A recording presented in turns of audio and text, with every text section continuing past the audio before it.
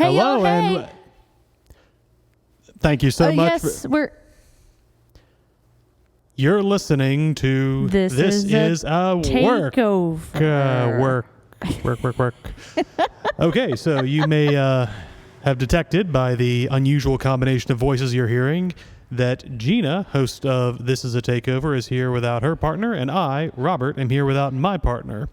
So, listeners, as you can clearly tell, and if you listen to This is a Takeover's last podcast, Shelby announced that she's getting close to her due date, and well, it's here. I'm gonna let her, whenever she comes back, talk about, little girl, and I'll let her introduce her and talk about that. But yes, she had the baby. There was a surprise debut for a new member of the Patterson stable. But yes, so for listeners who, know I have mentioned my husband, ladies and gentlemen, and all friends that listen, this is my husband. This is Robert Brafford, who is the host of This Is a Work. Hello. And we today are combining our powers of super awesome wrestling, and we are going to be talking about the latest pay-per-view from AEW, which is Forbidden Door. Perhaps no better place for a little inter-podcast crossover. Gina, I recall you and Shelby covered this one last year, the 2022. We did, because this is the one where I sobbed my eyes out because who debuted? Claudio Castagnoli. I love that man so what much. What a year he has had. I love him so much. And we will get to his match in due course, but first... Oh, yes, we will. Carrying over my little tradition from This Is a Work. And where you got it from us at Takeover. Yes, I have not fully succeeded in erasing that from the history yet. No, that is true. So, Robert, what are you drinking tonight? I am drinking Toki Suntory whiskey, a Japanese whiskey considered kind of one of the founding whiskeys when the practice was first brought to Japan. Oh. There's a really interesting history of whiskey making in Japan, kind of dating to after the end of the country's isolation period. People were sent out, traveled to Scotland, brought back the recipe, and it's more than we have time to get into right now, but just something that came from the outside world back to Japan. Japan gave something back to us with this pay-per-view, and I'm having a little sip of this tasty whiskey while I talk about it. Well, that's lovely. I am having a Spindrift spiked sparkling water. So Spindrift is a little bit different than most seltzers because it has actual juice in it. So it's not just the essence of passion fruit or the essence of tropical flavors. It actually has juice in it, which I prefer. So this is delicious, refreshing, and I think it's the best way. Here, let's cheers. Sure. Oh, there we go. That was a nice little clink, but it wasn't too loud. And while we're doing unpaid sponsorships, I shaved with my Harry's razor this morning. No, we are not that podcast. No, we are not having no one is sponsoring us. I mean, if someone wants to sponsor us, they're welcome to sponsor us. But I was going to say, just listen to all the free samples they're getting. Harry's has enough money. It's fine. That's true. All right, so Forbidden Door 2023 in Toronto, Canada. This is the first pay-per-view that All Elite Wrestling has hosted outside of the United States. I should say co-hosted in this case. I was going to say. Because New Japan is also running the other half of it. A meeting of talents on neutral ground, primarily American wrestlers meeting primarily Japanese wrestlers in Canada, a country that, nothing bad ever happens in, so it was just agreed as a safe place they could all meet. You're ridiculous. He has this thing where he pretends to hate everything about Canada, and there's no reason for it because our honeymoon was in Canada, so he just needs... I don't understand. Yeah, they were on their best behavior then. I don't understand. All right, so Forbidden Door. Let's see. Well, let me ask Gina. Kind of going into this pay-per-view, did you have any knowledge of just sort of the Japanese wrestlers? Because I know for me, I follow All Elite Wrestling. I keep up with WWE on social media. Otherwise, internationally, bit of a blind spot for me. Most of the stuff I've learned is from the previous Forbidden Door, the first one. So I did see a couple of faces that I recognized. Ishii, and then the Stone Bulldog, and then, I knew about Okada, but that was mostly because Shelby was like, and so most of what I learned about wrestling in general is Shelby going, So she's like, I have to tell you this. I have to show you this. So for the most part, A lot of the new people that came in, I had no idea about, but I think Japanese wrestling is one of my favorites. I'm always going to have lucha be like at the top for me, but based on just character and the way that they delve into the art itself, I have a high respect for all forms of wrestling from Japan. So agreed. And I think we definitely got to see some of the best of it. Absolutely. Best of it on Sunday. What's really interesting is last year's Forbidden Door was considered to be a pretty big success, despite the fact that you had a lot of people who were, top people from both promotions weren't able to make it. Yeah, that was crazy. CM Punk was out with a foot injury. Danielson wasn't medically cleared. Oh, well, we'll get to him. We'll get to him. Oh, yeah, we will.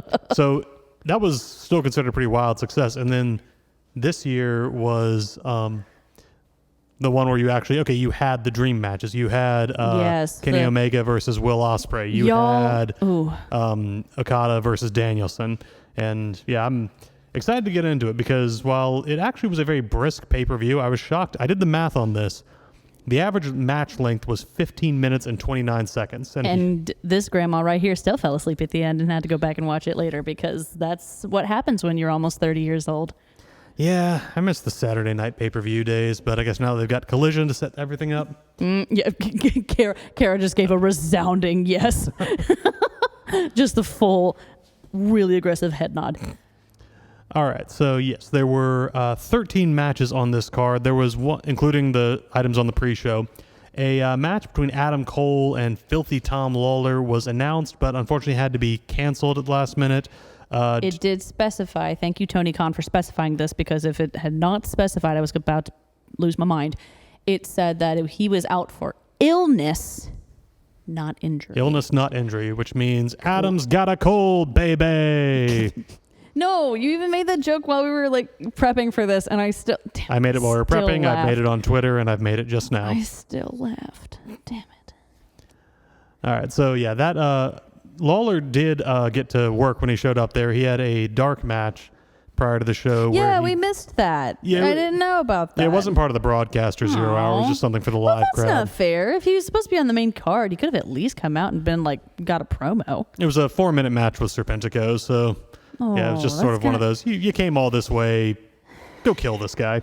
I don't know about that AEW. I feel like not my favorite. We'll probably see him and Cole tangle up in the next week I know, or two but I mean, Dynamite, it's pretty shitty. Yeah. Speaking of presence at the show, Thunder Rosa was actually there. She was on the Spanish commentary team. What? Yeah, didn't get any TV time, but she was part of the Spanish. Kara, did you see her?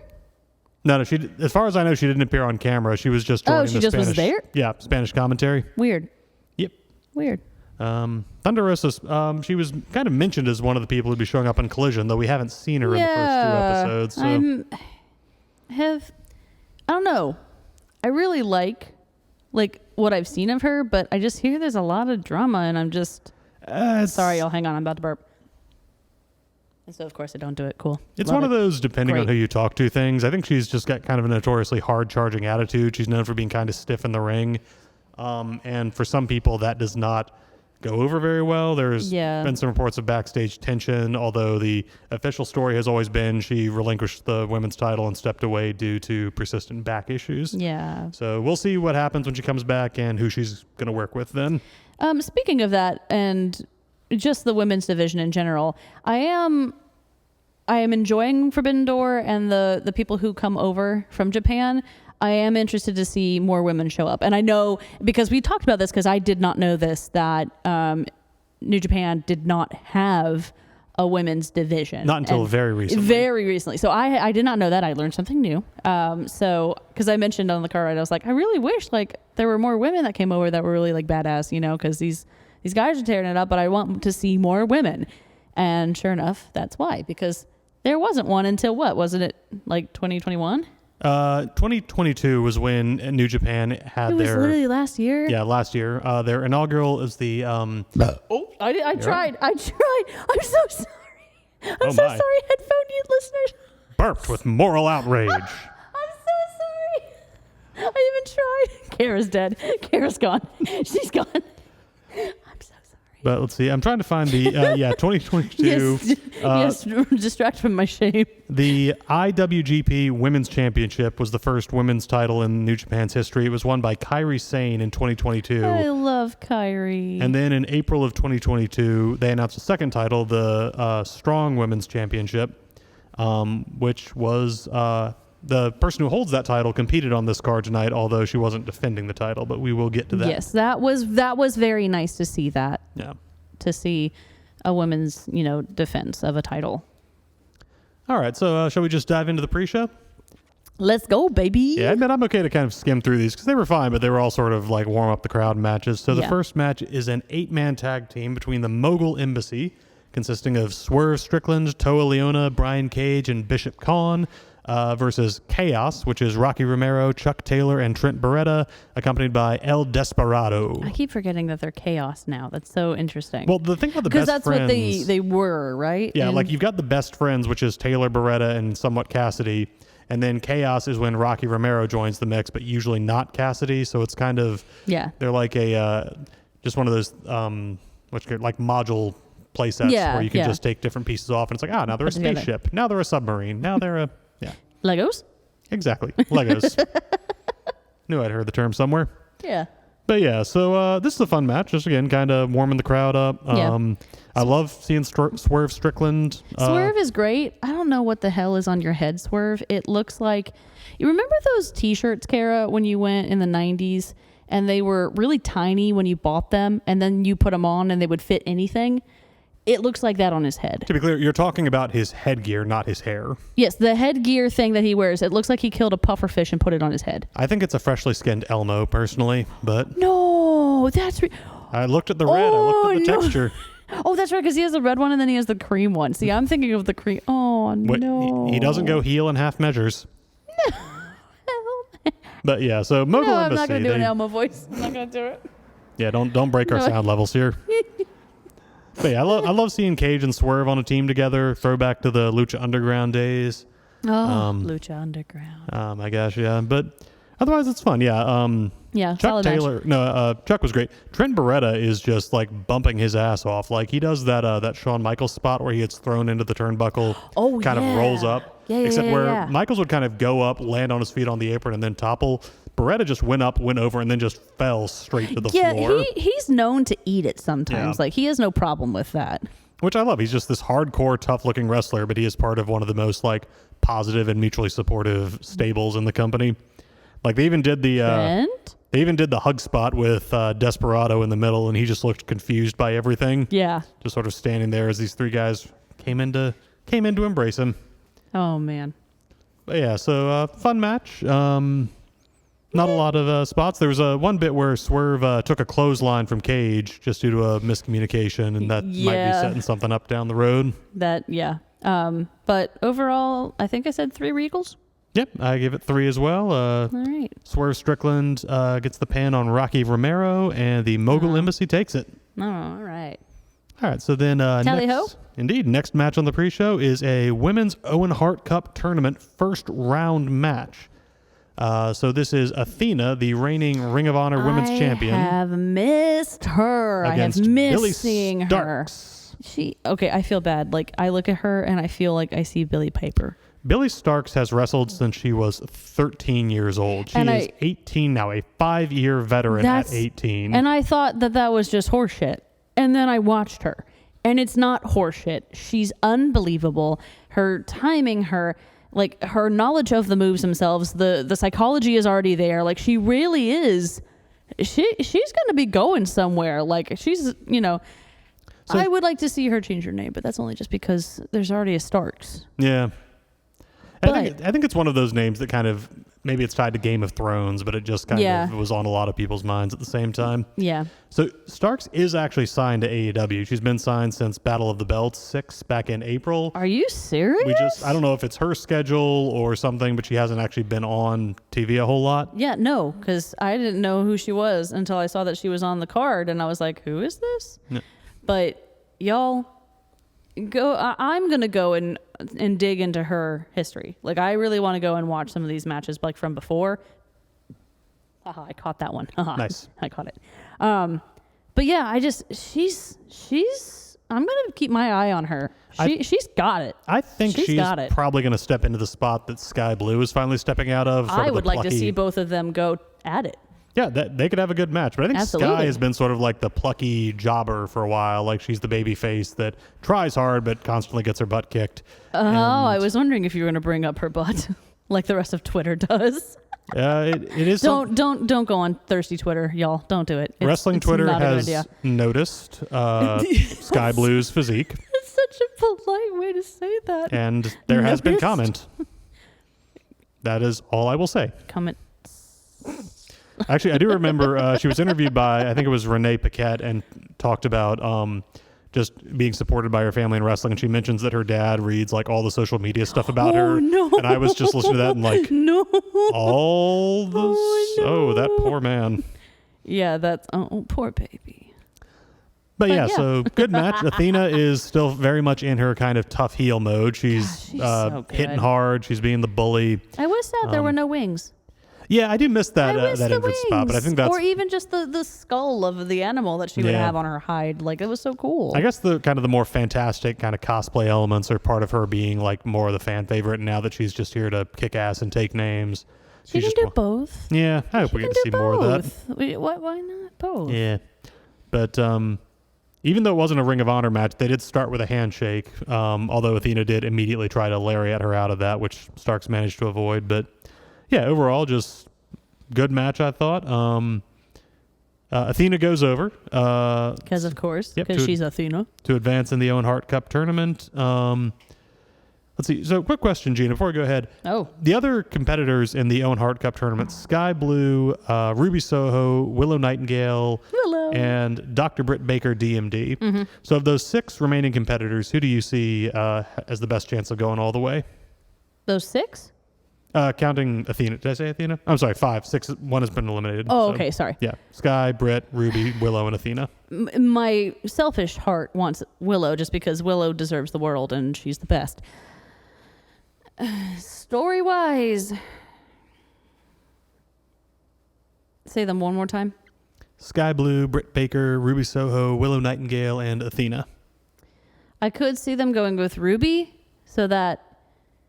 but I'm wondering if, I don't know, I'm wondering if Tony would drop the belt. Well, I'm curious if, because it's, the Owen Hart Memorial Cup, like it's, Dr. Martha Hart comes out and like, stands and smiles with the people. I'm wondering if they're going to put that on a heel just yet. Yeah, but the other thing is that I don't know if Sky is 100% ready. Yeah. But at the same time, and look, Martha, don't take this the wrong way.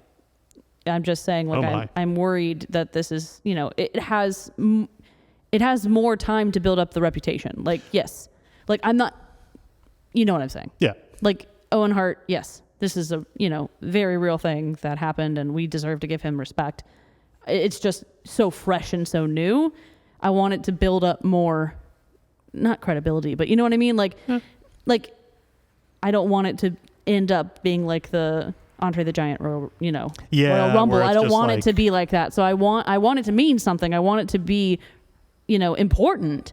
And so that's why I'm thinking they'll give it to someone, quote, who is important in the hierarchy of the wrestling world right now. Yeah. So, you know what I mean? Does that make sense? I'm not trying to be rude. Like, please, Martha, don't hate me. I'm thinking Ruby Soho, if they do decide to go with the heel, to give like the outcasts a little more, or sorry, the outsiders a little more Because Britt won it credibility. last year, so there's no way Britt can was have it last this year's year. champion. Yeah, it was Britt and although, I Adam. don't know. It was disgusting. MJF has won the Dynamite Diamond Ring 3 years in a row, so I don't know. Sometimes you get repeating winners. I don't know. But I think Sky might do it as just sort of one of those like here's the rocket on the youngin. Yeah, but I hope they could do the same thing with Willow. Yeah, that's my hope and my heart is Willow, but I think it could be Ruby or Sky too.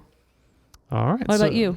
I would say Sky or Ruby are probably my 2 choices. I think with Ruby being slightly more likely, even if I say it and I'm just like, I don't know if they're going to have a heel on that stage, like sneering and whatnot.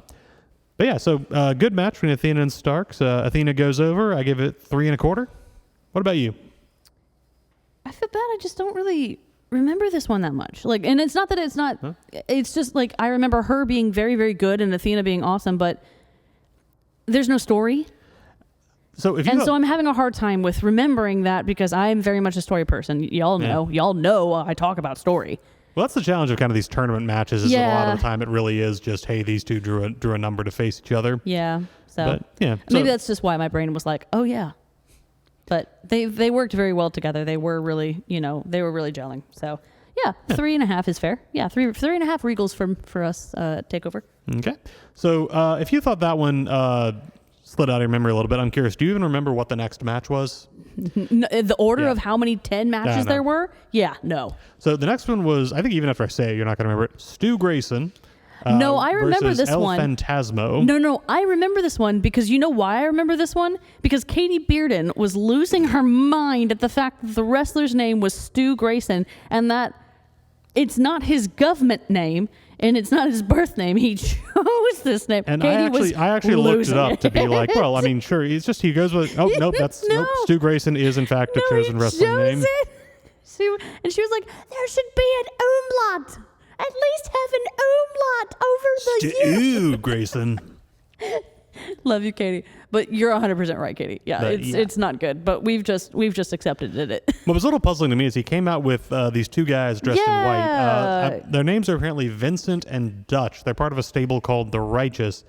I can't find out a lot about that. Yeah, one's got the weird dread thing. Yeah, and one guy's got kind of like a sweaty mega church kind of look with the all white. Yeah, it's making me feel like knockoff Bray Wyatt. A little bit. Like early. Okay, yeah, but Kara, he's got the whole world in his hands. Okay, I won't do it. But yeah, so I mean, there was like Phantasmo came out in a pretty sweet electric blue vest. It was like sparkly lights. We thought he might fry himself getting into the ring. Yeah, so it's really cool. Like, remember in the mall when you would go and they would have those belt buckles that would like spell words and stuff like that? It was that. The whole jacket was that, guys. It's pretty cool. But yeah, he looked like he could have gotten fried if any water was thrown on him.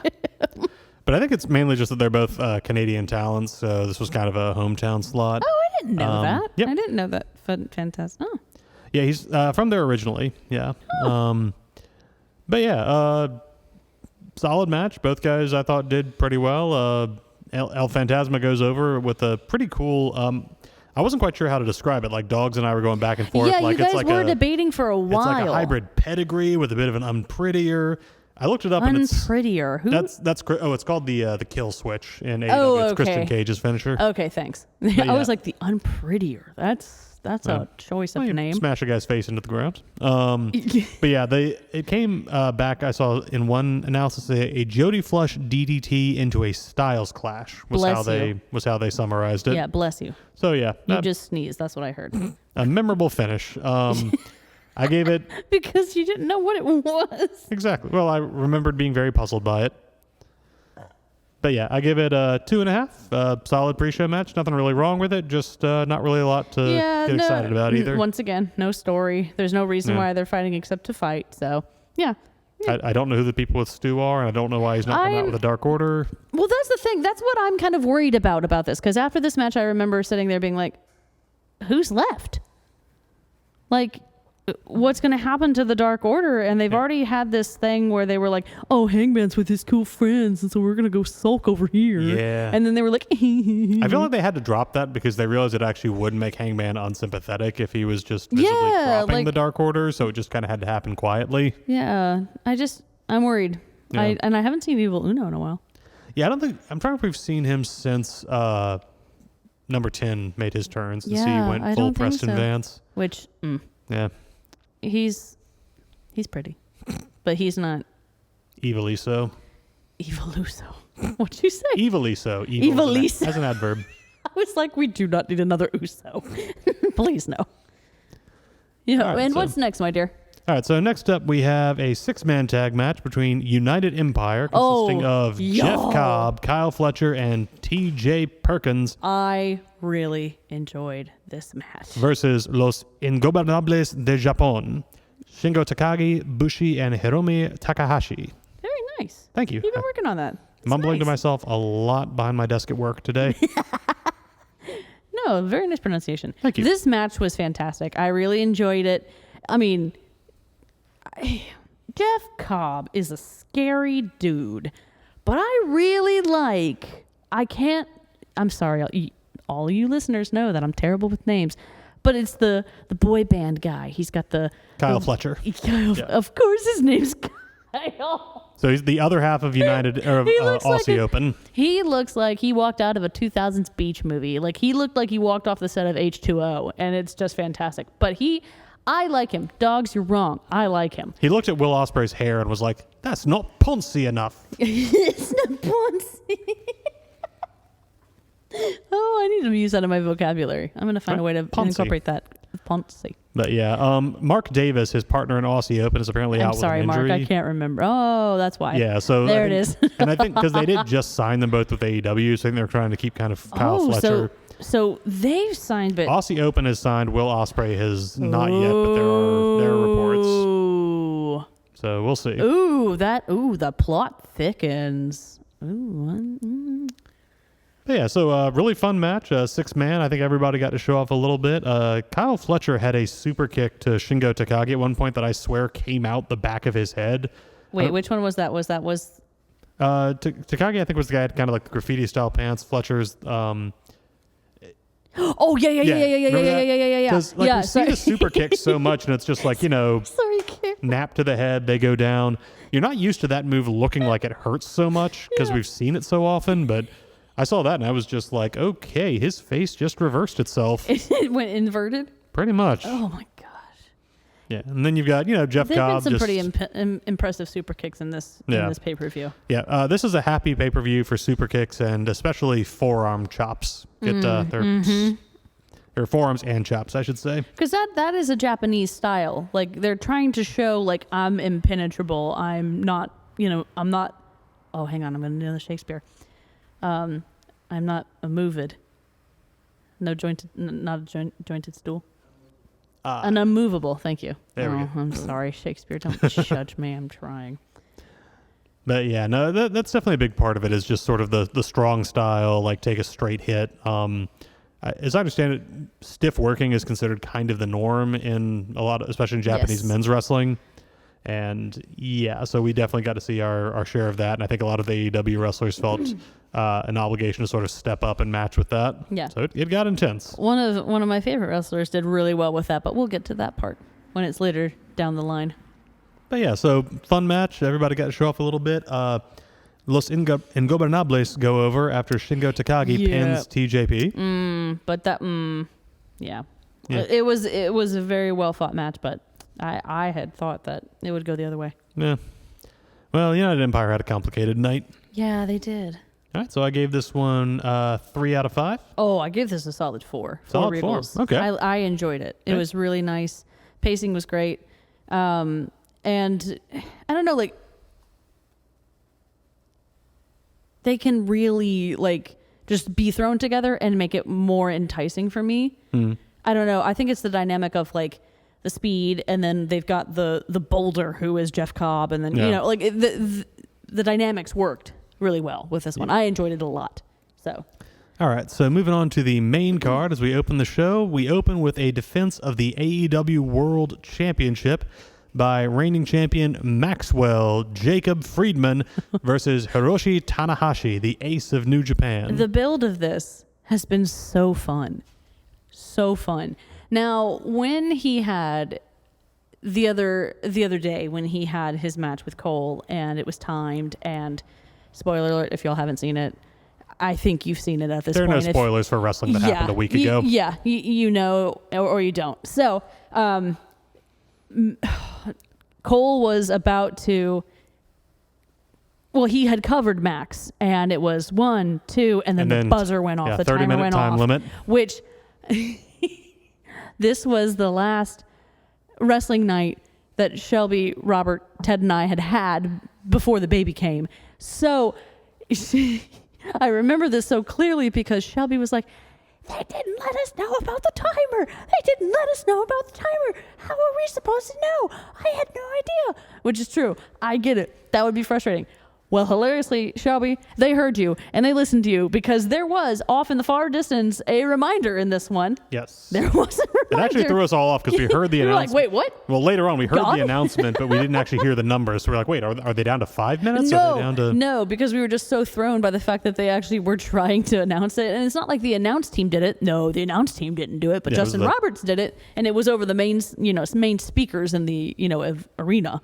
But it was there. But it was yeah, there, so- Shelby. They heard you. In the build to this, Adam Cole and MJF, who have been drawn as partners in the Blind Eliminator Tag Tournament, have basically goaded each other into Classic. taking matches. Classic. And They hate each other. Why would they work together? It's great MJF stuff. saying, I'm not gonna waste my time with some rinky-dink indie fed like New Japan. But Max, But- are you a coward?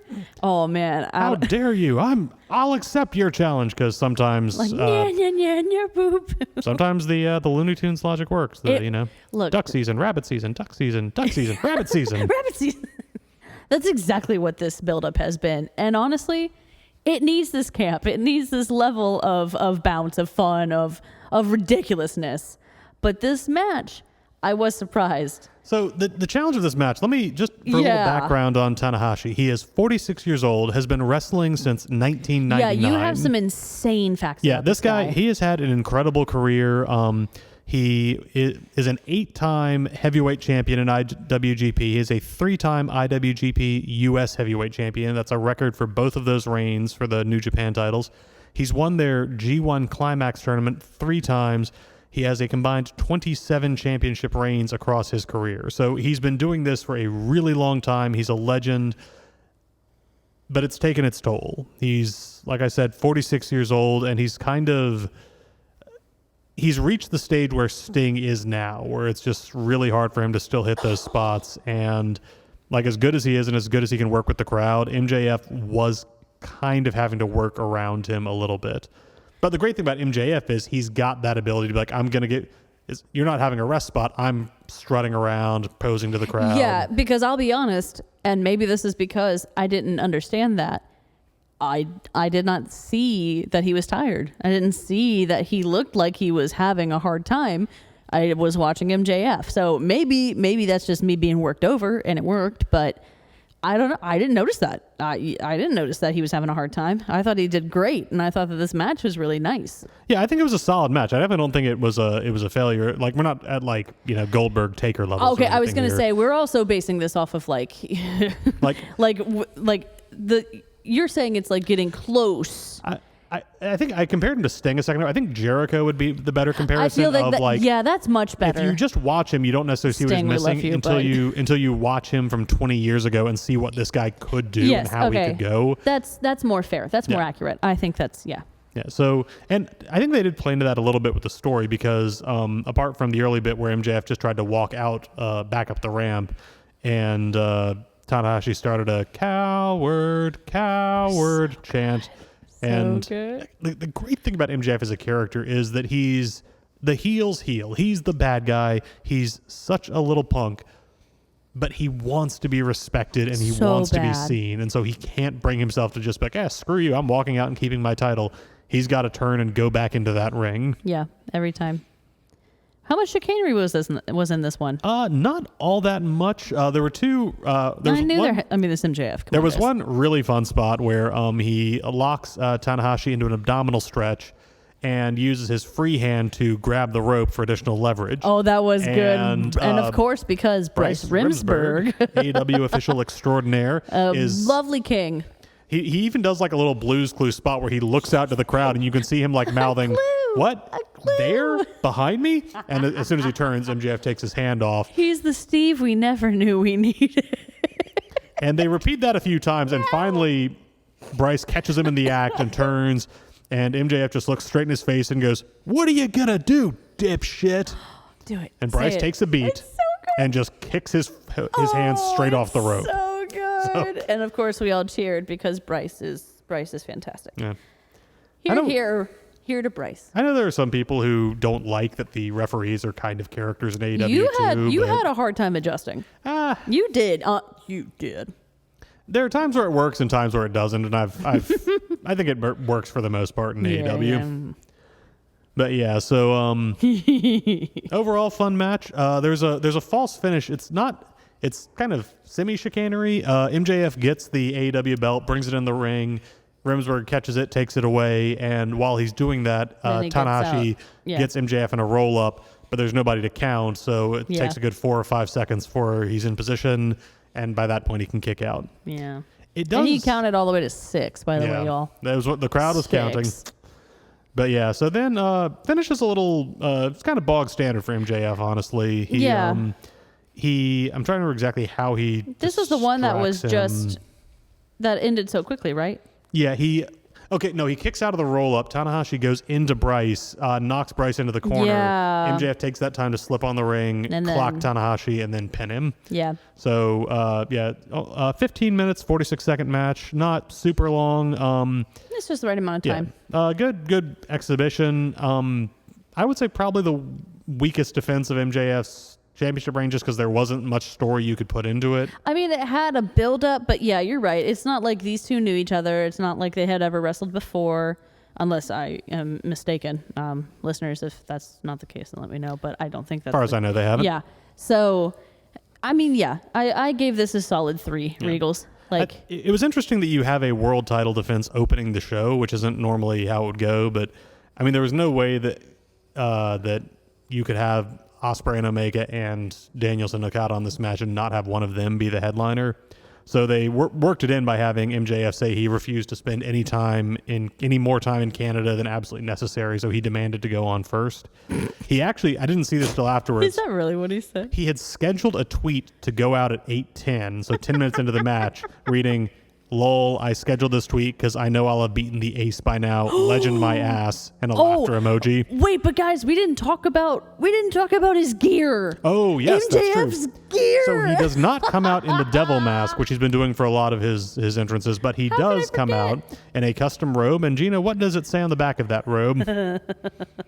No, wait, I know what's on his pad. Okay. Which one was on the back? Oh, it was... Back of the robe was "NJPW is an indie fed." Oh, that's right. And then on his elbow pad, it said "Ace is ass." There we go. So, yeah. That's so bad. It's so funny. Like, I appreciate details like that. I appreciate the effort and the time that he put in to do that. So I also appreciate... Shout out MJF. Great job.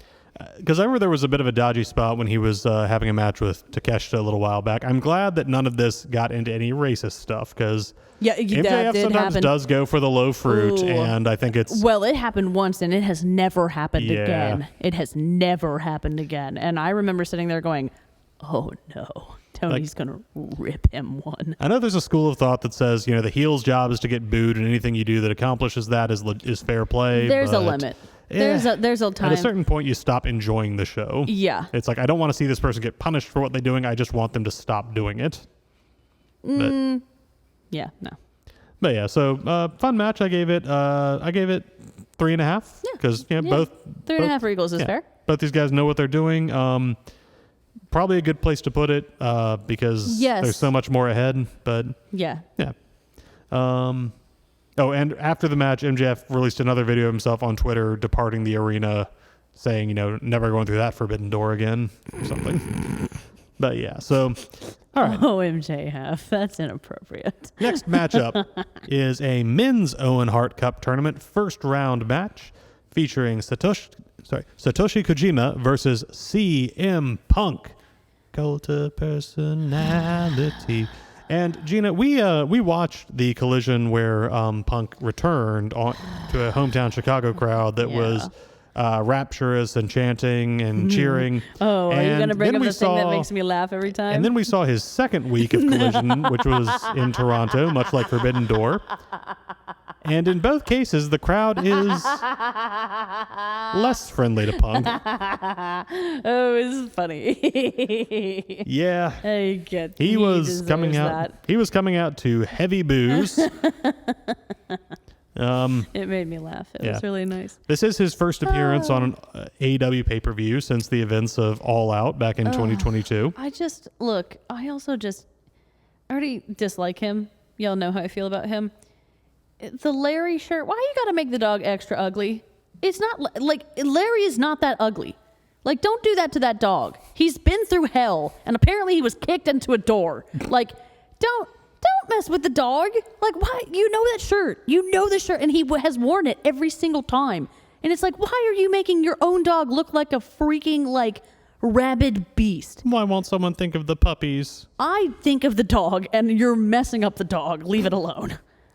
Another reason I don't like Punk. Yeah, that's why the crowd booed him. Because your nobody shirt likes is ugly, Punk, and you make your dog look ugly than it already is. Nobody likes dog caricatures. Anywho. Anyway, so yeah, just quick note on Kojima, another old vet of Japan. He's actually Fantastic. 52 years old, been wrestling. Oh my, what? Wrestling since 1991. This guy has been. No. Yeah, so I think he's doing really well for all that. You get the sense that he hasn't quite put his body through the stuff that Tanahashi had. Yeah, but Kojima really? has held world championships for All Japan, MLW, NWA, NJPW, and Pro Wrestling Noah. So very decorated veteran. Nice acclimates? Accolades or Accolades. Yeah. Y'all, words are hard. There's an interesting note that commentary had, which is apparently he always wins with a lariat, going back as far as 2009. But that's always how he finishes his match. Is that hard lariat? That's almost a little bit more of a fuck you. A little bit. Like Not a buckshot, but that's funny. But yeah, so I thought this was a fun match. I know Gina has made her feelings on Punk pretty clear. But just to say real quick, my sense on Punk is I don't like the tension that comes with feeling like this thing could blow up, people could just walk out of the company, and we would never see them on TV again. Drama that leads to a good match is fine. Drama that could lead to, will this show even be functioning next week or next month? That's not something I enjoy when I turn on the TV. And also, the Punk Hangman or the Punk Elite, the arguments on Twitter just get so, they're so pointless and so pre-decided by the people making the arguments. I just don't enjoy any of this drama, and I would have been okay if we didn't see Punk again. I'd be sad that was how his time in AEW ended. Having said all of that, now that he's back, I think this is the best thing they can do with him. It's the only thing they can do you've with him. You've got a guy who is going to get as a face. He's going to get rapturous cheers in some places. He's going to get like overwhelming boos in other places, and they're going to be dueling chants in others. The thing he is not going to get, the thing he is never, ever, ever going to get anywhere he goes, is silence. So just use that. Have him be like, I'm going to be me, and if you like that, cool. If not, then screw you. I'm the truth teller. And honestly, I think that's a good spot for him to work, because Punk, love him or hate him, knows how to play off a crowd's energy better than just about anybody working in wrestling right now. Like, you look at this match here where like Kojima has a spot where he does like that little like twitching peck dance in the ring. Oh gosh, and Punk then clocks him from behind, throws him out, and then does his own little peck dance, but like sarcastically. But he doesn't just do it. He does it facing the hard cam, turns left, does it, turns away from the hard, just does a complete 360, but so that slowly, everyone so saw each it. person gets like, yep, you see what I'm doing? See I'm mocking him? Yeah, so he was working in kind of a heel style. He wasn't going full dirty trick or anything, but he was definitely. I think that's the thing. It's like bothering me is like it's getting under my skin because it's like snot-nosed brat level. That's what he is. He's a snot-nosed brat. And I feel like he's not acting. He just is. Like, now he just gets to be a snot-nosed brat. But I will not delve into it other than he is a snot-nosed brat. There was one point that I know also made you happy in this match where Kojima does a top rope elbow. And, normally the elbow spot, the safest way to do it is to hit your armpit on the other guy's chest so the elbow actually goes over them. If you want to be a little stiffer, you can land like the back of your bicep or the back of your upper arm to give a little impact. What Kojima does is he plants his elbow straight in Punk's balls. And Punk does not try to pretend it was anything other than a ball shot, so he just rolls over, clutches. Okay, now y'all, I've seen some, like, there's one in WWE that was really, really bad where Kurt Angle just stomped on a guy walking out of Helen, like, or one of the rings, like the cells. I can't remember. I think it was Elimination Chamber. There it is, yeah. And it's, that was clearly an accident. He just miscalculated his step. y'all, there is no denying it is just his entire crotch is just absolutely obliterated. So he couldn't have acted through that one to save his life. On Twitter, Kojima acknowledged that it has happened, but said that it was an accident because he didn't have the technology to have done it on purpose. This is where I love the disconnect of the English language and the Japanese language. Didn't have the technology. I love that. Yeah, so it was a fun match. I'm a little sadistic, y'all. Don't judge me, but it's funny. Yeah. It's funny. He's an ass. He deserves. I liked the finish on this because, again, Kojima's thing is the lariat to finish the match, and it ends with a series because Punk tries to get him up for the GTS a couple of times. Once Kojima elbows his way out. The other time when he gets dropped off, Kojima catches his leg and tries to spin him around. The GTS that Punk finally lands is a little messy. It looks like it kind of hits Kojima more in like the chest than it does in the head, but he does put him down, gets a 3 count, and despite all the healery, he wins clean. And after the match, he goes over to Kojima, sort of pats him on the chest and helps him up to raise his hand in respect. So it feels like Punk's antagonism is not so much to the other person in the ring at this point as much as it is to the crowd that's giving him the heat. Until it's somebody that he finds out he doesn't like. Well, we're gonna see what happens because I'm sure if there's a way to make it happen, we are gonna see CM Punk versus Kenny Omega one day, and that is going to be something quite incredible. I don't know. Or this whole thing will explode and half the roster will walk out. We'll see. Because this is what we've talked about. We talked about this because, sorry, y'all. Kenny can work with anybody.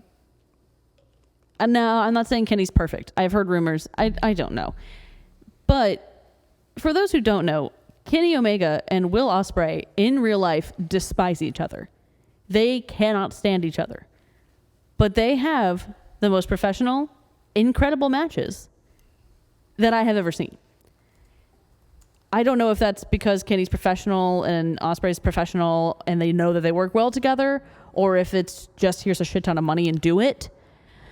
I'm hoping that there's enough time in between that match and that it's not very soon, because if Kenny accepted it, I would definitely believe it was just a freaking pile of money. I will say and that would make me feel icky. You know what I mean? Yeah, that would be icky. The rumor on the reporting is that, and a lot of this is just sort of like reporting and speculation and secondhand and whatnot, but that Punk and Omega seem like they've expressed a willingness to bury the hatchet between them. It seems like that there's a lot of the tension is both from people that are in Punk's camp, like Ace Steel, and he just needs to get the fuck out. He needs to go. At least one of the Jacksons. That I think the Bucks and Punk seems to be the real sticking point on where it goes. To the point that it's reported that during Forbidden Door, they actually had locker rooms on opposite side of the building just to avoid any chance of. Yeah, hell no. So I think Omega versus Punk is foreseeable. Like CMFTR versus the Elite, we may be a ways out from that. CMFTR, that does not roll off the tongue. But yeah, so I overall liked the match. I gave it 4 stars. I thought, just again, Punk is a really good in-ring storyteller. Kojima still got it, and it's a nice bit of just. I like when somebody has to put themselves in a position where they're at risk of the other man's finisher in order to land theirs, and you had that dynamic with the GTS and the lariat. So, petty score for Punk. Petty Punk score is 2.5 for Punk, but Kojima, yes. Kojima gets a 4, so therefore it's a 3. So okay. Overall, Regal, I'll be nice. It's a 3 Regal. It's whatever. All right, so moving right along. Next up is a 4-way match for the AEW International Championship with the defending champion, Orange Cassidy, against Zack Sabre Jr., Katsuyori Shibata, and Daniel Garcia. So this was unexpectedly fun because I didn't know a lot about Zack Sabre Jr. other than, once again, Shelby. Well, remember, he was Claudio's opponent when at last year's Forbidden Door. Well, yes, but that's the last time I've seen him. So, I would like to learn more about him and see him in with more, opponents. Well, not to jump ahead, but they hinted we might get a little more of that. And then Garcia's been interesting. I really need them to make a choice of him ditching JAS or like, I guess they're just moving on from it and not addressing it, but I would have liked a more definitive but now they're kind of putting that exact storyline on Sammy. So it's weird, but anyway, but Daniel can work, and I really enjoy watching him. Like, he's not like the best of the best, but he's pretty dang good. Well, I think he's one of the best like technical wrestlers in their kind of like under 30 crowd. But it seems like they made a choice to have his style evolve as part of the JES to be a little more swagger, a little like he's doing the hip dances repeatedly. His hip dances need to stop. Which is interesting because go where, watch some dance stuff on TikTok, boy. You need to learn to move your hips in a different way. Like if he'd been in this match 18 months ago, he would have been right in there with Sabre and Shibata, just mixing it up with like wrist locks and and half crabs. I guess I'm sad because I missed that. I do too. I missed that because I loved the Danielson Garcia match. Yeah. I loved that match. It's always going to be a little weird that they didn't pull the trigger on that, I guess, because they figured Yuta had his spot in the BCC and moving Garcia in as well would kind of crowd that. But yeah, I guess how I see it there, but yeah.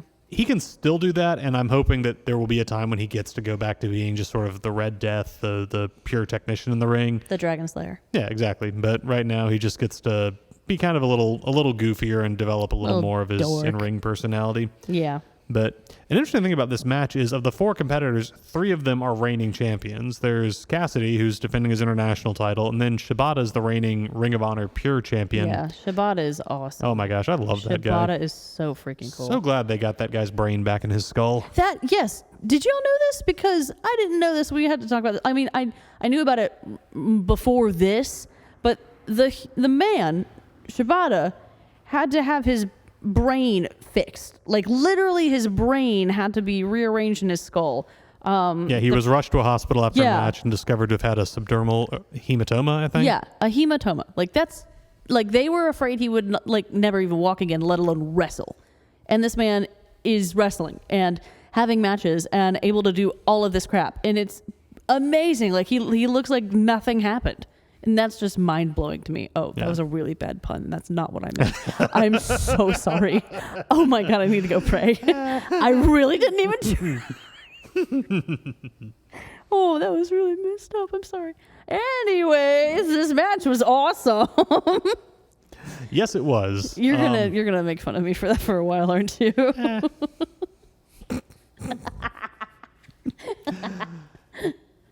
I can think of a couple ways off the top of my head that I could make jokes about it. There we go. Kara got that one. Nope. I was like, nope. But yeah, so no. What was really fun about this match is it was first off it was really fast paced. It was only 11 minutes and 27 seconds. Yeah, the timing was insane on this one. Which I love, honestly. With a 4-way match, that's the best thing you can do is just keep moving things through, switch out the combinations. A recurring thing that I thought was fun is because you've got so many guys with technical backgrounds, you've got a recurring thing where someone will be in the ring with their opponent in a submission hold or a near pin, and another guy will come in to break it up. But instead of just stomping them or tackling them, they'll grab them in a hold. So it's like there was one point where I think Daniel Garcia had Cassidy in a hold. Shibata came in, did a little like rubbing his hands prep move that I wish you guys could see the little dents he did. I snorted ginger ale when I was watching it the night of. You did. And he like grabs Garcia in like in a chokehold, just like, I'm not just going to just knock you off of him. I'm going to take advantage and just immediately lock you into something. There was a terrific bit where Sabre and Shibata both get Garcia and Cassidy in abdominal stretches and then turn to face each other and then start slapping each other while keeping the other guys in. So it was like wrestling. Oh, I forgot about that. It was like a wrestling submission chicken fight. No, it was really nice. And they eventually break the hold so they can hit each other harder. Garcia and Cassidy jump up on their backs to do sleeper holds, and Shibata and Sabre just ignore them and keep hitting each other until they're finally pulled away. But yeah, I would not mind seeing Zack Sabre challenge Shibata for the pure title too. Yes, I'd like to see him go. I think ROH is the right. Yeah, you're right with that choice. I think it would be nice to see him pop up occasionally. I wouldn't mind watching him and Claudio go again, but that's just because I really would enjoy watching Claudio fight anybody. Well, Forbidden Door 3, I mean, Sabre versus Danielson was supposed to be the first Forbidden Door match. Yes, which it was. Is one of those things that the Wrestling Observer newsletter, people might know this, their Best Technical Wrestler award that they give out yearly was renamed the Bryan Danielson Award. Shut up, really? After Danielson won it 8 years in a row, from 2005 to 2013. That's amazing. I had no idea. So, this is why I love him, y'all. So he was my first wrestler. So in 2000... Oh, Danielson, not me. I thought you were just gushing over my statistics. Bro. So when Danielson finally did not win you dork. that award, it was Sabre who won it for the first time in 2014, and then he went on to win it 7 years straight from 2014 to 2020. Holy crap. When he finally lost it, it was to Danielson, who was back competing. No. And Danielson has won it in 2021 and 2022. Okay, so this match has to happen? Yeah, basically cool. acknowledge as two of the greatest technical wrestlers working right now. Insane. And you watch Shibata and you see it, because the things that guy does, like, there's a bit where Cassidy goes to he tries to go off the ropes for an orange punch. He's cocked his arm back, and Sabre just leaps up, catches his hand, and immediately just twists his fingers around and maneuvers him over the ropes. He's got that ability to make those submission holds look like he is really working to just snap a tendon. I just want to know who's going to take this. Yes, so into the match. Orange retains. By the skin of his teeth. Like skin of his teeth. Like so Shibata hits, he was... Is that good? No, you go. So, excuse me, y'all. Yeah, there's a very intense flurry at the end. Shibata hits I think it was a running forearm on Garcia, but before he can go for the pin, Cassidy knocks him out of the ring, puts Garcia in a crucifix, and gets the 3 count himself. So Cassidy doesn't even land the finishing blow. He just capitalizes and barely manages to retain. Yeah. Which is his 25th successful title defense. So he is now tied with Jade Cargill for the most successful title defenses in AEW's history. Where's his party? I want to celebrate Orange Cassidy. I want another mimosa fight. Where's the mimosa fight? He doesn't seem like the kind of guy who'd go for a big party, though. I know. No, that's the joke. That'd be lovely. Yeah. He's also got apparently the most matches of any AEW wrestler on their programming. Yes, because he opens for every single freaking Dynamite, ever. Cassidy's had 32 matches in 2023 just for AEW. That's insane. Yeah. Orange, go on vacation. Well, that's the story, is that his body is literally breaking down as he goes through these things. So there was a video he released afterwards that was just him sitting on a checkup table, just being like, my hand hurts, my back hurts, my knee hurts, everything hurts. So he's like, are we good? Can I go now? My favorite will always still be when he's with Renee. Renee's like, how you doing, buddy? I'm tired. Me too. Me too. I'm tired. But yeah, so after the match, he wins, but he's too exhausted to really get up. So Sabre comes over and actually holds the international title over him for a second, kind of teasing him with it.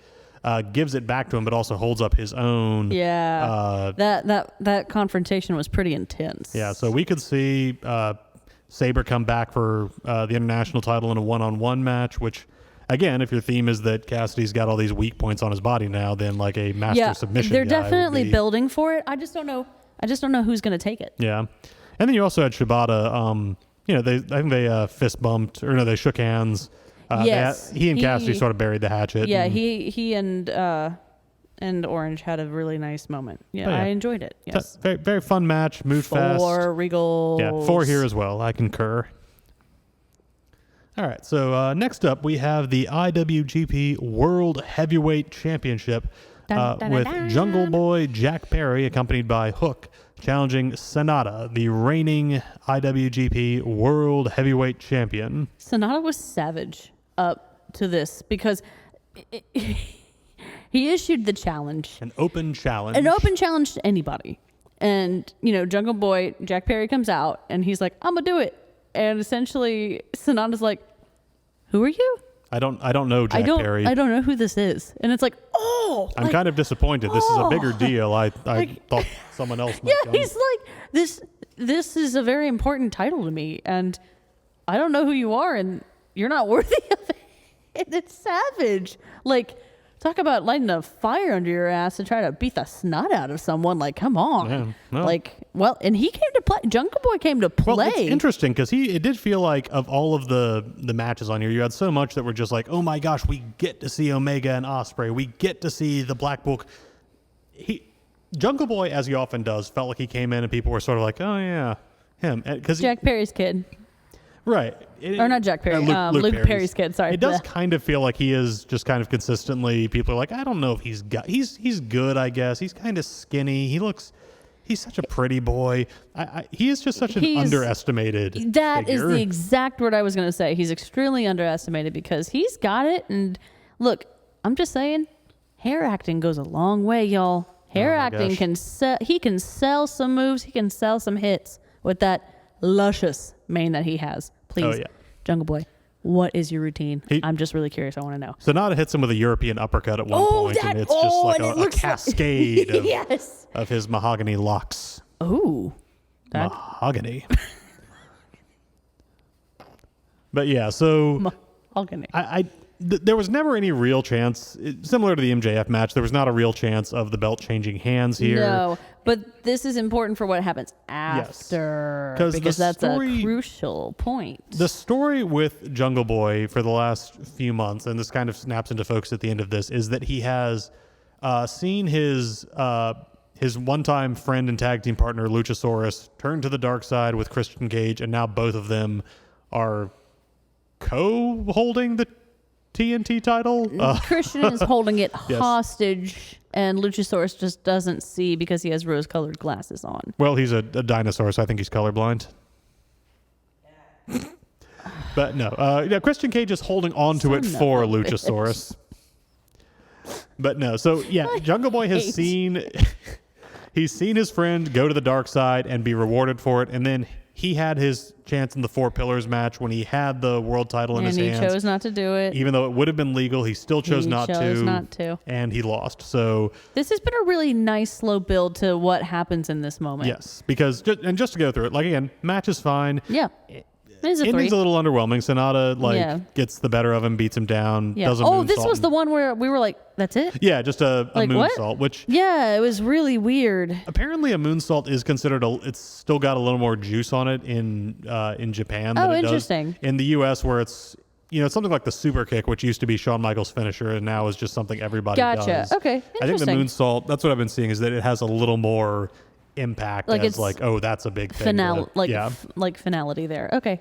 So Sonata goes over. He goes to the top of the ramp. He does give a fist bump to Jungle Boy, a little moment of respect. So, but he walks out holding the belt high. Hook comes in to escort Perry up the ramp, takes him to the top, raises his arms side by side, and then Jungle Boy turns and lariats Hook to the ground. So this is the thing. When I first watched this, I was like, yes, this makes sense.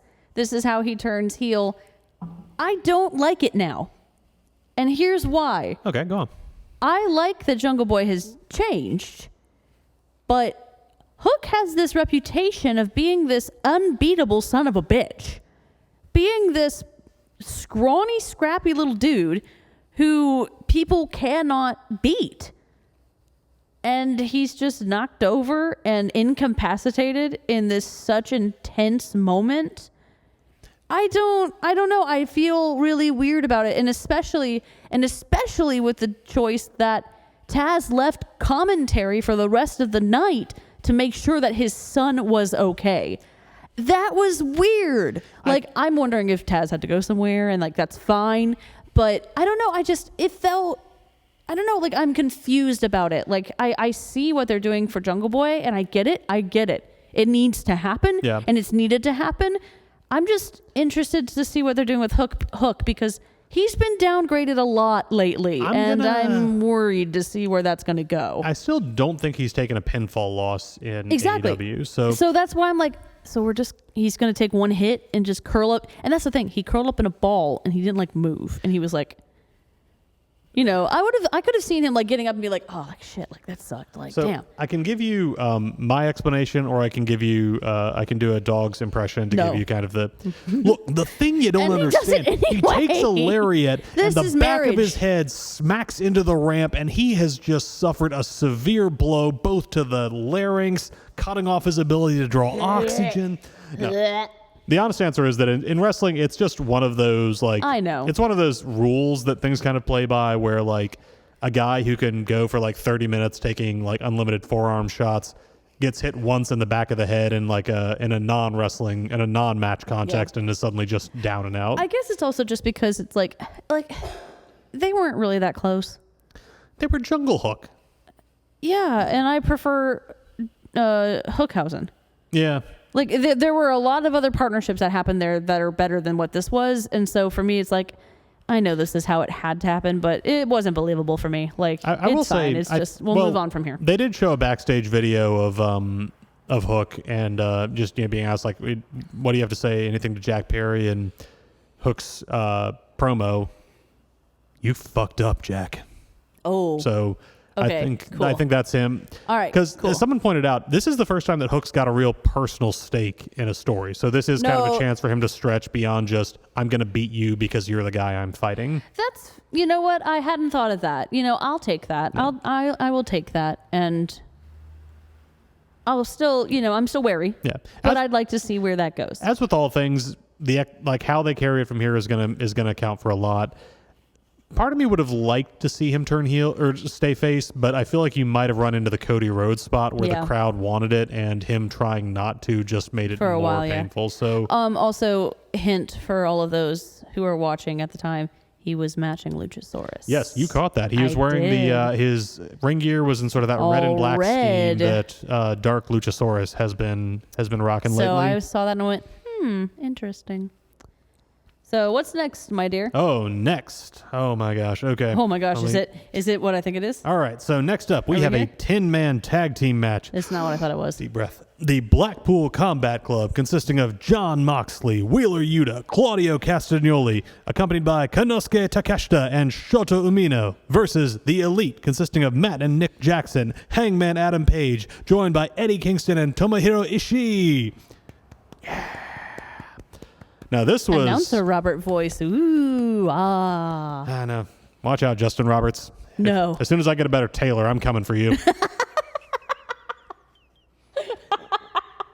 My current tailor is Goodwill. No, it's not. Stop it. Not quite, but boo. Yeah. So okay, this is continuing the feud between the Elite and the Blackpool Combat Club, which has been going on mixed up for a my while. order. I'm very excited for this, but I thought it was the Ospreay match, and it's not. But yay. But yeah, this match, okay, so I'll just say, I like this better than Anarchy in the Arena because this one, it actually felt like they had an incredibly rare thing happen with these kinds of, honestly, even with standard tag matches in AEW, which is that for most of the match, there were two guys in the ring fighting. Yeah. You'd have bits where people would charge over, and Lord knows the illegal man was in a lot of the time, but you did not have just everybody break to the side or three people on one in the ring too much. That happened, but for the most part, and that I think helped them because you do have a lot of really great dynamics. You've got Moxley and Eddie Kingston. You've got their long history of friendship and antagonism. That part got me. You've got Eddie just wanting to get his hands on Claudio. You've got all three members of the Elite wanting to beat the crap out of Takeshita. There's so many dynamics that fit together like a beautiful puzzle. And they just moved in and out of each other really well. For all that calculated chaos is kind of the mode of a 10-man match, thematically it felt really clear and really smooth. Yes. And just listeners for This Is a Takeover, they know how often I say timing is crucial. Like I talk about timing in a match all the time. It's like a shark. If the shark stops swimming, it will die. I feel this with a match. I feel this with theater. I feel this with a lot of things in life. Like the pacing and the timing of this match are, some of the best of the entire night. Like this match in particular was stunning to me. Yeah. I think you just had everybody where they needed to be, doing what they needed to be. Yeah, this was my second favorite match of the night. I'm going to go ahead and say that. I think it's because it helps that 8 out of 10 of the people in this match are AEW full-timers. Absolutely. You've got Ishii and Shota are both visiting from New Japan. But otherwise, you've got stories and dynamics that go back and have been played into on Dynamite and Rampage and all that. And yeah, I'm a sucker for just the story of Mox and Kingston. For all the grief that it will eternally get, the conclusion of the exploding barbed wire death match was a fantastic piece of storytelling for what it did for Kingston. But it just was so... But yeah, let down by the pyro, but just everything about the build-up to that. But yes, you're right. And once again, It happened again. And it broke my heart. Eddie Kingston going over. Well, I thought you talk meant a about other disappointing stuff. explosion. No, not that part. The part where once again Eddie, even though he's bitching and fighting with Mox, and they're bickering like two married women or two married. Words are hard. No, that's okay. Lesbians can fight too. That's fine. It doesn't matter who you're married to, but a couple Happy that's Pride Month married. from all of us here at Long Walk Productions. I can't. Oh, they're bickering like an old married couple. There. These words are hard. I do Anywho, hope when we become an old married couple, we aren't trading quite as many forearm chops. Yeah. I think that would be a really bad idea. But yeah, so like. But then again, near the end, once again, Mox is falling. He's about to take this hit from, I can't remember who it was. So the Young Bucks are doing like a super kick party, and they're just going through everybody in the entire team one by one. They get Mox down. He's on his knees. They gear back. And then Eddie. He tackles Mox out of the way. Once again. But this time, this was different because Mox, even after that, then decides to go and beat on Eddie. Yeah. And my heart broke. Yeah. Oh no. Like Mox is a bad guy. Like I get it, but there was always that one redeemable quality about him is that he would do anything for Eddie Kingston. And now I'm just so upset because this is okay. This is a level of character now. God knows I love wrestling, but you don't normally talk about it on this level. But in Moxley and Kingston, you have kind of this opposing mirror version of each other. These two kind of scrappy guys from kind of a tough background. Like they see each other in themselves. And they both had like, they're hardcore. They were never like the most technically sound guy. They were never, the classic movie star, handsome baby face. Yeah. But they knew how to connect with the crowd and they knew how to make people believe that they were in the violence. And Eddie Moxley, so damn good at first in WWE and now in AEW, has had this, incredible career. He's been world champion at different companies. And the big thing that has gotten him there, while Eddie Kingston has spent, decades kind of drifting in and out of promotions and never quite getting that top spot till he came to AEW, is that Mox can be part of a team. Like with the Shield, with the Blackpool Combat Club, Mox can form bonds with people and he can work as part of a unit. And Eddie, he can have friendships. He can have people that he will connect to. But even like he's a loner. He's the kind of guy where even his friendship just means if we fight, that means I'm going to hit you even harder because I know how hard you can take it. I got a little homoerotic, but again, that is another feature of that's another thing about all of Jon Moxley's relationship. The dude's got like they're all homoerotic. Watch all of his promos with Hangman. Yeah, you're right. Yeah. You want to take this belt off me, cowboy? Okay. Yeah, you're right. Yeah. But no, so. Yeah, and what's twisted about that at this point is that Mox, his team, his friendship is what has taken him to this dark place, and Eddie is trying to bring him out of that. Yeah. If Mox didn't have this bond with Claudio, Yuta, and all them, he might be able to, there might be some saving him. So that's the one thing that has been nominally Mox's strength that has gotten him this far is also what's taking him to this dark place while Eddie is trying to get him back. No. Because Eddie's been to the dark and he doesn't want his friend there. And it is good stuff. This Eddie was Kingston the second best match, yeah. Eddie Kingston will be an all elite wrestling champion. He has to be. Yeah. Tony Khan, I will fight you. As one Pleasantville, like New Yorker, like family, like related girl to a Yonkers. Hang on, let me try to say it. A Yonkers performer for Eddie Kingston. You got to support him. You gotta support him, man. I've told you my prediction, and I'm going to restate it here. Your prediction is so good, though. MJF is going to hold it out for at least the rest of the year. He's going to lose it to Kingston at a pay-per-view. It's going to be this triumphant moment. It's going to be Daniel Bryan at WrestleMania 30. It's going to be Kofi Mania. Oh. Kingston did it after all this time. Within a month, he's going to lose it. He won't. Be Kingston is not going to hold on to that belt for a full pay-per-view cycle. Is that because of, you think, like higher ups, or is that? I think he's an underdog, and I think the story that he's his own worst enemy is such an ingrained part of it. Yeah, so, I think yeah. And do you think Claudio would take it? Honestly, okay. My pick has always been Swerve, but partly because of this, because I think they're keeping Swerve kind of at a simmer until they're ready to move him up into that ranks. Because whoever takes the belt off Eddie, if this happens, that person gets nuclear heat.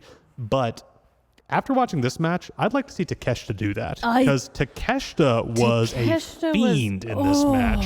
Takeshita turned on the heat when he turned with Don Callis. I did not. I mean, I was like, okay, yeah, this guy's a masterclass of evil. This dude's good looking. You know, he's got tall, but like he turns on that smolder, and you're just like, damn, man, you're bad. Wish you could have seen the face he just made. Made me snort. I mean, it's even down to the entrance because the Blackpool Combat Club, they do their usual thing of coming in from the crowd with, and it's actually Moxley's New Japan music, which is called Death Rider. It's not Wild Thing. I know. I was kind of looking forward to Wild Thing, yeah. But I liked the throwback. You know, they come out of that concourse gate and they kind of stand there looking through the crowd, and there is somebody like 4 feet away from Takeshita screaming like they're the old woman from The Princess Bride. And he's just no-selling it, just looking in the opposite direction. Yeah, like, that woman was insane. But all through the match, like Takeshita, because what I love is he's turned heel, but he so far hasn't turned like chicken shit heel. Like he's a dangerous fighter. He's just a bad guy. Yeah, like he trades. He has a great spot with Ishii where they're bad. They start throwing forearms at each other, and then they like start backing up and doing shoulder tackles, and they start backing further up and coming off the ropes, and it's just like a bullfight of them circling around each other. Ishii is the one who looks like he has like knots the size of boulders on his shoulders, right? He is the boulder with arms and legs. Yes. Does he go to a masseuse? I worry for his shoulders. They just look so much in pain. But yeah, he's scary. Yeah. He's scary. There was he's a big scary man. Which again, he's a small scary man. Well, with Ishii, what the awesome thing is in this match, he works as sort of like this slow juggernaut. Like he's, you can work around him and you can avoid him, but if he gets his hands on you or if he gets a solid hit on you, you're going down. Yeah. Which makes it again all the more awesome when Takeshita comes in, clocks him with a forearm, and Ishii drops. He rolls to the apron and he is out. Like that's just, again, they're putting Takeshita over in a hard way. He should be. Yeah. He should be. Oh my gosh. Yeah, there's so much that I just... But this match... So, who won? Okay, so, you've got everybody, moves around, a lot of chaos. Organized chaos. There's always a big swing. There's always a big swing in this match. And in this case, Matt Jackson becomes the swung buck, thanks to Claudio. Yeah, I waited till you were taking a sip to do that. It's better than a hung buck. So, yeah, the ending sequence is pretty awesome. Yuta... avoids a buckshot lariat attempt from Hangman, hits him in a released German suplex. 1 second. Thank you, babe. He's passing me my other spindrift. Thanks, love. No problem. Yeah, Yuta hits Hangman with a released German suplex. Hangman does that thing where he rotates all the way over to land fully on his belly, which always terrifies me that he's going to land on his head again, but he pulls it off this thank time. God he didn't. And Yuta is ready to move in for the pin, but unfortunately he has stood still too long, and Ishii hits him with a clothesline that nearly takes off the top half of his body. It's disgusting, y'all. And then does his sort of delayed brain buster, and the Elite, Ishii and Eddie Kingston go over with a pin. Yay! After the match, we see so torn, y'all, though. We see Eddie yelling at the Young Bucks on the outside because victory, just like everything else, makes Eddie Kingston angry. And although hilariously, we see him yelling. It wasn't done the right way. We see him yelling at the Bucks and Hangman, and then turning and just putting an arm around Ishii as they walk out, just like I'm cool with you. Let's you're cool. I like you. We can hang out. But great match, great pace. I love Eddie Kingston so much. I feel like we're probably coming to the end of they might have one more blood and guts in them for the Elite versus the Blackpool Combat Club. But I think that but it's not been. Oh, I'm tired of this. Can we move on? No, this has been a really nice, I wouldn't say 5K, but it's been a nice, trotting pace. It's been a nice, They found a lot of ways to change it up. Yeah. And, introducing Takeshita's heel turn, having Callis turn on Kenny. Okay, so I ended up giving this one 4 3/4. Just really good all around. You hear that, Shelby? You hear that? It's not just me. I hope that you hear that. Shelby hates anything that's not a half or a whole. Like, because I used to say I wanted to do like, oh yeah, this is a 3.75. And she's like, absolutely not. Like, she would berate me about it all the time. So see, you hear that? It's not just me. No. And I didn't even put him up to that. He really did that. No. So I gave this, oh gosh, where did I put this? No, Gina, don't do the mean thing. I gave this a 4. I almost wanted to do a 3.75 just to mess with the shopping. Yeah. One other note just that has to be remarked on, all of Moxley's blood was still in his body at the end of the match, Yeah, which you was said that incredible. when we were rewatching this, taking notes. I was like, oh my gosh, you're right. He didn't, not a single ounce. Yeah. Nobody bled in that match. Like, Even by accident. yeah. There was no blood. I kind of wanted to deduce it for that. That's why it's a 4 3/4. All right, so next up are the unluckiest bastards on the card because they have to come between that like super intense 10-man tag match and Kenny Omega and Will Ospreay. Oh. And the short straw is drawn by the AEW Women's World Championship match with defending champion Toni Storm, accompanied by Ruby Soho and Saraya, defending against Willow Nightingale. I love Willow, but yeah, you're right. It sucks. But here's the thing. Despite that, because this had popcorn match written all over it, I would not have been surprised if the camera panned out and like half the arena had gotten up to grab a beer or something. Like, it's supposed to be like that. You know, this is, you know, the semi. We're, I think, 3 more from the main. Okay. Oh, gosh. Yeah. But no, what's amazing is they got the crowd. They got pops. They got the energy. Willow they kept everybody engaged. is the best. I think, for me, again, I can only speak for WWE and AEW, but I think you would have to go back to like the man Becky Lynch to find somebody who had more of the natural babyface connection to the crowd. Even if Becky was more of an anti-hero, but I think Bianca Belair ties her. No, I'm gonna disagree. Not Becky, Bailey. As a pure good lovable babyface, I'm talking about just hero that the crowd likes cheering for and engaging with. I reckon, Willow and Becky, very different characters. Yeah. But in terms of just like this person is tapped into the crowd's energy in a particular way. Yeah. Becky had that in a way I've never seen any. It's really true. Very few wrestlers, but especially women wrestlers in a business that is not friendly to them, or hit that level. Oh no, I think Tegan Knox could also be in that category as well. We're speaking from a takeover standpoint. I can't speak to NXT on that one. Which I'll is defer why to I was you on saying that. everyone loved Tegan Knox. So yes. But yeah, so fun match. Willow, as we mentioned earlier, is the IWGP Strong Women's Champion, although she is not defending it. One interesting kind of could have been for this match, Willow won that championship at the end of a tournament where her opponent was the former Sasha Banks, Mercedes Moné. And he's going to say it just like that every time. I don't know what you're talking about. That's how it's pronounced. So what was it again? Mercedes Moné. I just think of the South Park episode. I've never seen it. I don't know what you're referring to. Oh, yeah. Okay, sure. But yeah, so that was the finale, and Mercedes suffered a legitimate ankle injury during the match. It hasn't been officially confirmed, but it's generally believed they made a call in the ring to have Willow go over. But it was supposed to go to Sasha. Yeah, and if that had happened, there's a very good chance we would have seen her on this card. And you really thought that for a while. You really thought she was going to come over, and I don't think she's ready. I think she's been in a major company for a really long time and had enough problems with a major company. So I think she's going to chill for a while, and I think that this is the best thing for her.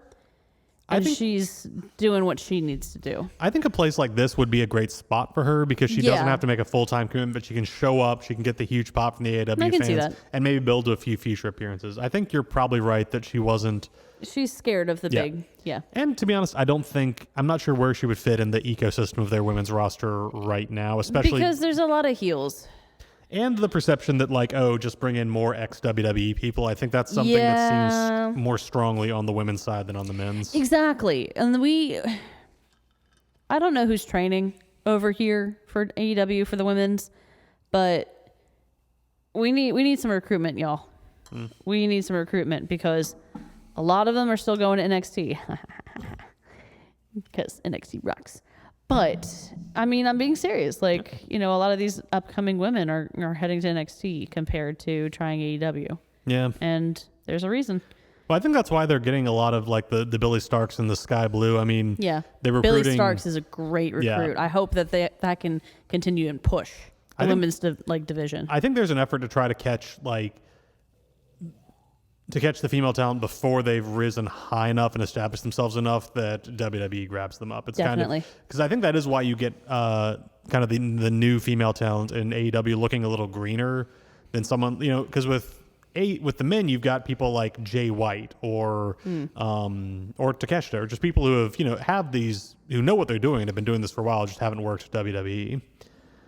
But yeah, so we've talked a fair amount about the match that didn't happen, but the one that did, I thought was pretty good. Willow Nightingale comes out, she's dancing, nothing She's matters, adorable. smile anyway.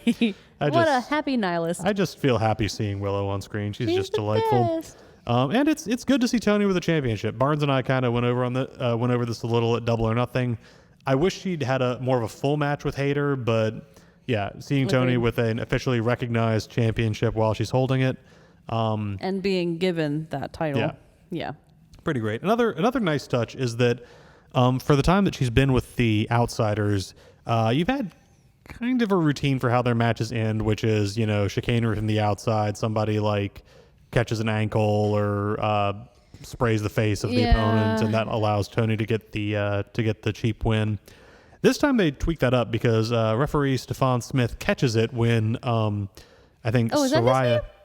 Yes. I did not know that, Stefan. Tries to roll the spray can into Tony. Ref notices it and ejects both Ruby and Soraya.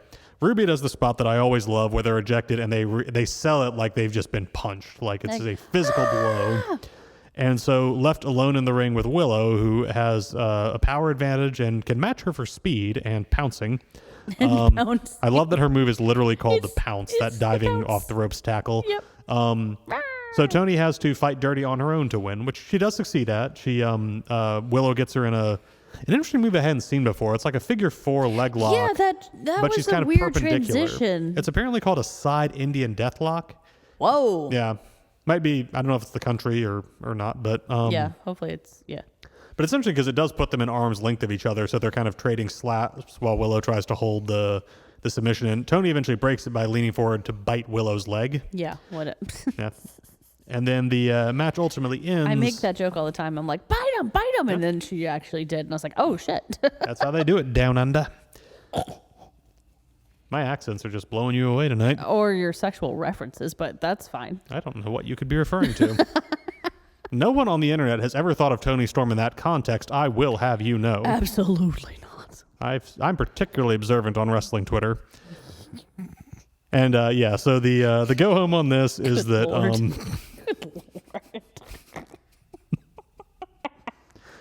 Lord. Get you? Can't get your tongue? the go home on this, Willow gets Storm into a corner and is gearing up for like a big charge. Tony yanks the ref between them while he's distracted. She rakes Willow's eyes, hits her with the Storm Zero pile driver, and gets the 3 count. Boo. Yeah, so I mean, they're saving this up. I think we're still on for Hayter and Tony to have their rematch at All In. Get the big. Hayter needs to come back in order to do that. She Where's does. she been? Well, we're hoping her arm is healing up. Yeah. Poor baby. But yeah, so I enjoyed it. Tony's nose gets busted at some point. Yeah, that I still didn't see where it happened. Yeah. So I went and looked back, but Of the 2 injuries that I know happened on this match, I've watched and I can't see where either of them happened. I just suddenly they're around. But yeah, so I gave it a 3 3/4. I gave it a match. 3. Nice. Yeah, a 3. 3 Regals. One fun thing going forward, after the match, Willow announced that she would be defending her IWGP Strong Women's Championship. They need shorter names in New Japan. You got it. You're doing great. Against Julia. Have you ever seen Julia? Not Julia No. Hart. It's Giulia. No. She's a young wrestler out of Japan. Really. Don't worry, I'm going to Google. Yeah. Seen as like one of the really strong up and comers in that area. So Giulia. Giulia. Giu. But yeah. So I don't know if that'll happen in the U.S. or if that's going to be something that happens over there. But I hope it's in a place where we can watch. Whoa. Right? Whoa. She looks really spooky. Oh yeah. Well, like I said, they don't joke around in women's wrestling in Japan. Italian Japanese. That's cool. Yeah. All right. Well, take a moment. I have refilled my whiskey because we are... Is it time? It is time. It's time. It's Omega time. That's... Dun, dun, dun, dun. Wait, wrong person. Yeah, I think we've got that turned around. But yeah, so a singles match for the IWGP United States Champion between Kenny Omega defending against Will Ospreay. Y'all, if you watch anything from this pay-per-view, watch this match. This is a masterclass. This is what people will use for tape in classes. Like Chase U will use this in their course, like to teach people how to do this. This is beautiful. And I made a strong statement after this, and I stick to this. This is my second favorite, and only second favorite by a very, very small margin, match that AEW has ever done. And the first one was the Cracker Barrel match. I'm always going to have I'm going to have a love of just utter violence that match was. But this match was everything you wanted. Story, motive, timing, energy. I mean, just this match was just everything in a pinnacle. Like,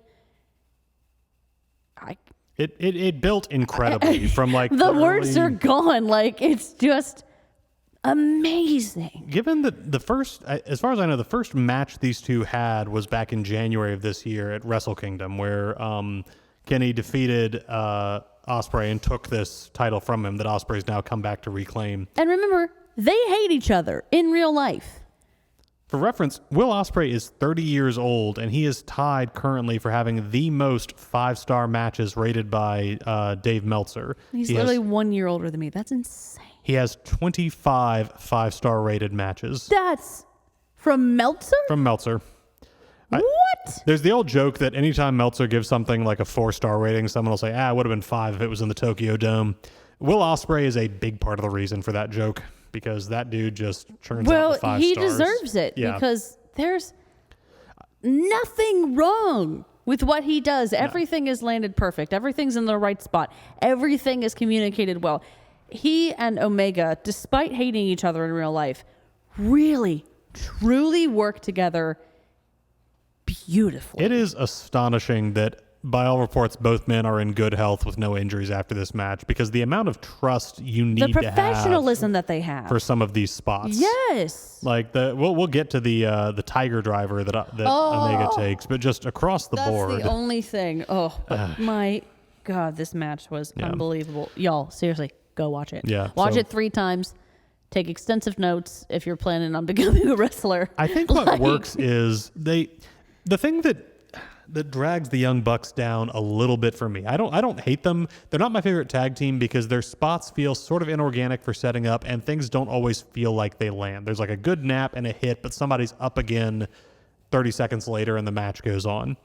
What Kenny Omega is really good at, and what Ospreay matches him at, is they do these big spots, these huge elaborate setups, and they make them look like they hurt. It looks like... And like it's nothing for them to do at the exact same time. And when they get up, like the guy's back on his feet, but like for the rest of the match, that's something that's carried. Like this match went 39 minutes, and by minute 30, both of these guys looked like they could barely keep their feet under them. Like they were dying. Yeah. But not in, like, obviously in pain, but just more so because they were just so exhausted. Yeah. And like...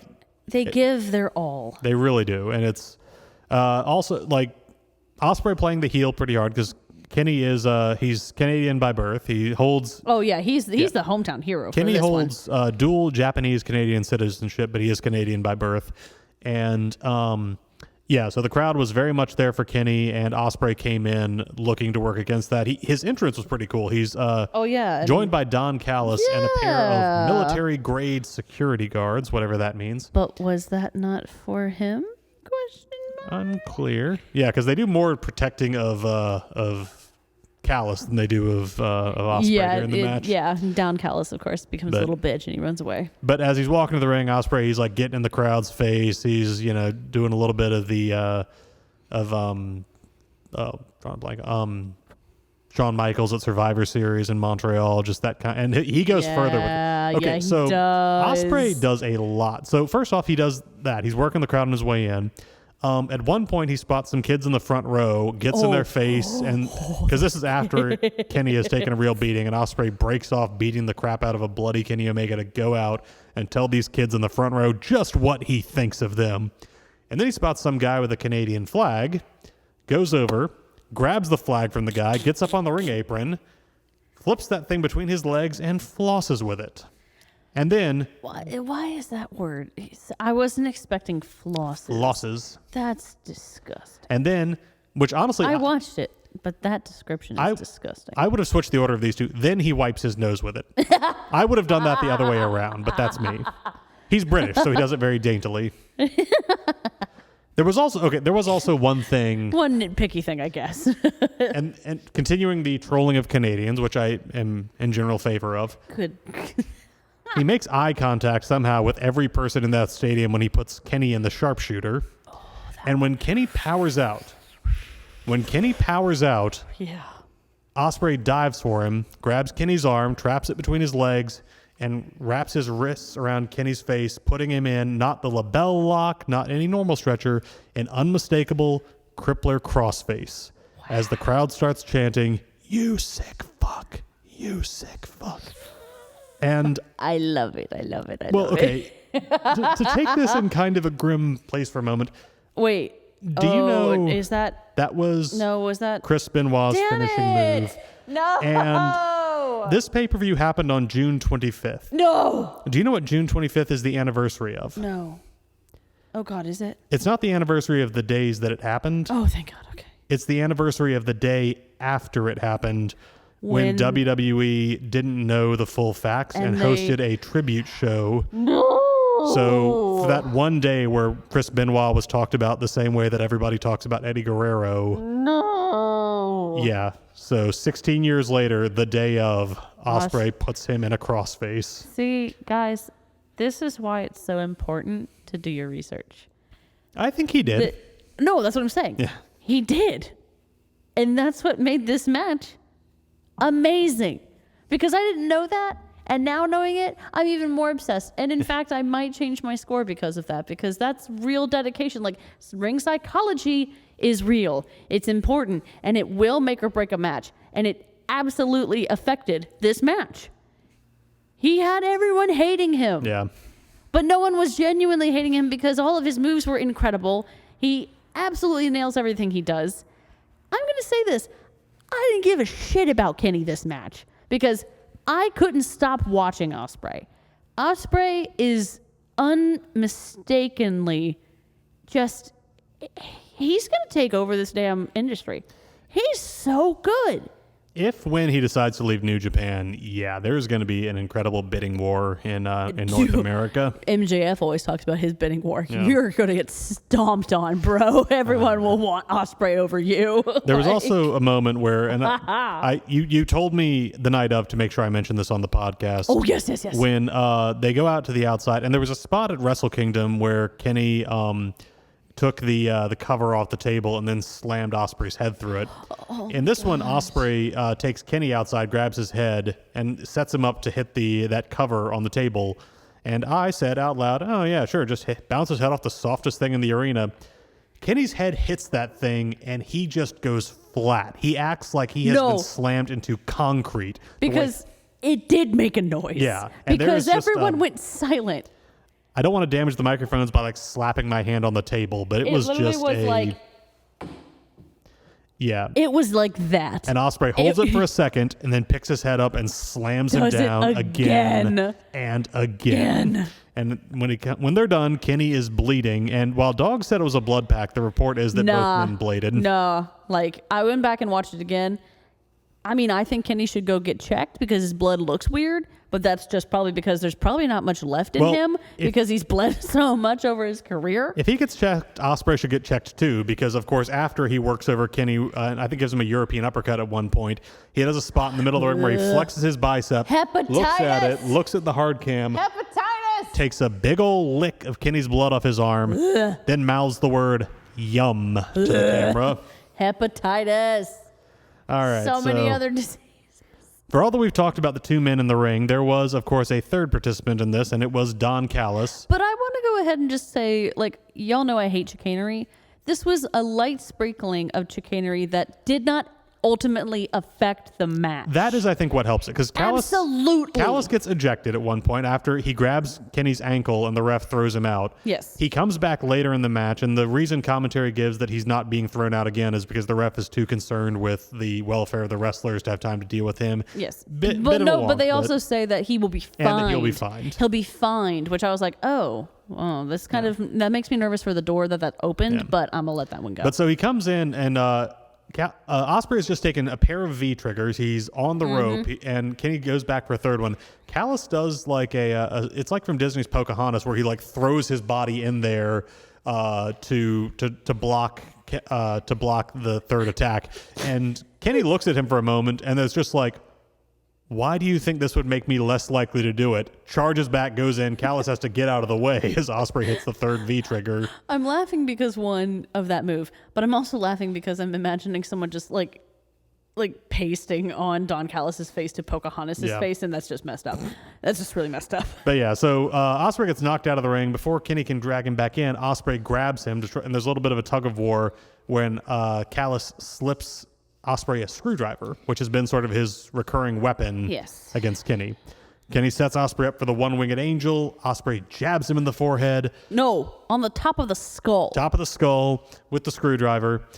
Kenny goes down. In the living room. Ospreay hits Kenny with his Stormbreaker, which is his finisher. Kenny is out. He can't possibly kick out. This is going to be the end of it, except when Ospreay pulls Kenny's legs over to pin him. Kenny's boot happens to land on the rope. It's not a kick out. It's not something Kenny can do. Incredible storytelling. Yeah. Incredible. Because if the match had ended there, I would have been a little ticked, because just having Callis just come back again to cause the match to end, no. But yeah, so they get back up, they fight a little more. Ospreay finally gets fed up enough to hit Kenny with a one-winged angel. He does the one-winged angel on Kenny, and his commentary tells us nobody kicks out of the one-winged angel except Kenny Omega at one. Yeah, Kenny he kicked out at one, and the crowd goes insane. And he hulked up after that because he's like, "You're not going to do that move on me, you son of a bitch." Slapping the mat with his hands. Oh my gosh, that just lit the crowd up. It was amazing. And then, of course, and ultimately, Ospreay does hit a third Stormbreaker, or so I think it's a second one, and finally goes over. And he takes the belt. Yeah. And it was everything. And takes a moment to flip off those kids in the first row. Those idiot Canadians who believed in their hero. Those children in particular can go F themselves. Yeah, so just incredible match, brutal, hard-hitting, 40 minutes long, but did not feel like... Are you ready for this? What's that? I have never done this on my podcast. I'm giving this 6 Regals. I'm going past the scale because this match is everything and more, and I hope to continue to see more of this. This is the start of incredible matches if Ospreay continues to stay. Shelby ain't here. Go for it. I think Shelby, when she watches this, will 100% agree with me. This is a 6 on Regal's scale. It's past the normal 5. So this is a 6. My scale does not go higher than 5, and I told myself I was going to be very stingy with 5 ratings. But this got one. Yeah, I give it 5. It is an incredible match. This is a perfect match, guys. Like, there's nothing wrong with it. Everything's executed perfectly. Storyline's great. And I can't wait to see more. I want them to rip apart each other for the rest of their lives. Well, they're going to have a tiebreaker. They have to, because it's 1-1 now. I know. Is it going to be at All In? Is it going to be in Japan? Is it going to be somewhere else? We'll see. Yeah, London would be a great spot for it, It really would. Yeah. Because Ospreay's also indicated he'd be up for challenging Seth Rollins at one point. Okay. I can see that, but also, I was gonna say Ospreay would be in his home, but that's not. He's from Australia, so never mind. I think he's British. He is British. Yes. Aussie Open are British, but Osprey's. Oh. Yeah. All right, so we are getting a little long on time. Yes, we must. We must run. So I will say, the next match was Le Suzuki Gods, so Chris Jericho, Minoru Suzuki, and Sammy Guevara against Sting, Darby Allin, and Tetsuya Naito. I have to admit, this was kind of the underwhelming match for me after the build of Jericho and Sting. Yeah. I think the biggest problem, Jericho is in phenomenal shape for his age, but he is still closer to the end than the beginning of all this. Sting has openly said this is going to be his last year as an in-ring performer. Okay, good. Because I wanted to make a comment on that. And I love Minoru Suzuki, but his whole thing is just kind of being the rock that breaks his opponents down. He is not but there was that really funny moment with him, though. Yes. Yeah. And so what you had in this match were Sammy and Darby were kind of the two, the dynamos in this match. Yeah. And they weren't in it actually that much because they both kept doing big spots, which is kind of in their style. Like Sammy does a big 630 splash to Sting on the table on the outside. Darby does a through the ropes tackle right into a Judas effect. But they kept getting taken out. So now it's suddenly like, okay, Sting and Minoru Suzuki have to keep the pace up. And it's just like neither of these guys is going to run a 100-mile-an-hour match. And a six-man match needs that energy. So, yeah, I think this is just sort of building the Jericho-Sting feud. Why? Because they've never had one before. I know, I get it. Yeah. I think there's a reason. Yeah. So, I mean, it wasn't terrible. There's apparently one botch where Sammy Sting had Jericho in his Scorpion Deathlock, and Sammy tried to do a cutter off the top rope to break it, and it seems like he may have just headbutted Sting straight on. Oh, my gosh. Yeah, so... That's rough. Yeah, so... What'd you rate this, dear? Yeah, I gave it 2 3/4. Again... I gave it a 2. Yeah. I couldn't go any higher than that. It just... Yeah. Yeah, when you go down the roller coaster, you go, like in the roller coaster in Carowinds, the one that's the 90-degree drop down, essentially, that's what that was. Yeah. That's what that match was. Yeah, you were at the pinnacle, and then you were in hell. And there was always going to be a drop-off after something like Omega and Ospreay just put on. It's honestly, this match got the reaction that I was kind of expecting Willow and Tony to get, and I'm so happy that they didn't. But yeah, so... love most of the guys in this match. Always happy to see Murder Grandpa. The way he just... Because Minoru Suzuki's attitude is normally just sort of seeming kind of... having a pleasant feeling that he's about to murder someone. Yeah, but he's happy about it, and then he'll go home and garden in his backyard. And just the gameness, he's just so game for whatever goofiness Sammy and Jericho are into, and just sort of sinks into that. And he had that great spot where he got hit, and he just turns, and his face was just... Up. And then he smiles. All right, so I gave it 2 3/4. 2 Eagles. All right. Which brings us to our main event of the evening. There is no title on the line. It's not for a tournament. It is simply a singles match between two men who are regarded as possibly the greatest living professional wrestlers. The American Dragon, Bryan Danielson, versus the Rainmaker, Kazuchika Okada. This was in the wrong spot. Yeah, I'm sure this was in the wrong spot. I can't imagine the backstage discussions or arguments over whether Omega Ospreay main events or Danielson Okada. It should have. This is the only thing that I had fault with this pay-per-view. It was in the wrong spot. And it should have been where Ospreay and Kenny were. I will only push back because when they planned this, they could not have known how the match was going to go. And the fact Danielson has already said the finish had to be rewritten because... Listeners, Bryan Danielson fractured a bone in his forearm midway through about 10 minutes before the match ended. Oh. And again, haven't been able to see where it happened, but at a certain point you notice that he is visibly favoring his right arm. He can't bend his arm. Which especially nasty because Okada's finisher is like a ripcord lariat, which involves grabbing your opponent by the arms, spinning them out all the way, and pulling them in. Sure didn't hold back on him. No, well, he did not. If you watch it, he's letting Danielson lead, and he doesn't force him to extend the arm all the way. So he protected him when they realized the injury had happened. Yeah, but up until then, and when he didn't know, no, he did not. He did not hold back. But I do think you're probably right. Again, we'll never know what the match was supposed to look like all the way through. But Omega and Ospreay have just this personal intensity that just brings an energy to the crowd. And Okada and Danielson, they're playing chess. That's exactly what it is. This is a technical match. And technical matches, in NXT, Shelby and I have talked about this extensively about how we feel about technical matches. And technical matches are great, but having it as a main event, I won't lie, y'all, by the time that it was, almost midnight, I was exhausted and I fell asleep on, Karen Dogs' couch. And that's not saying that the match was boring. It's just my brain was like, I'm done. Yeah. You want a match at that point in the night, you want a match where just every 30 seconds you're like, oh my gosh, what? Oh man. I don't go to sleep for 40 minutes after because I'm just on this sick high. And he just dropped Kenny Omega straight on his head. Yes, and yes, Will. Oh, we skipped past that, but yeah. We did. Tiger Driver 91. Yeah, we said we were going to talk about that. Yeah, go watch that, guys. And then lift him up pray. with a double underhook, drop him. He kind of scrunches his shoulders a little bit, but it is still basically just straight a on top his of the head. head landing. It's just straight on his head. Nasty move.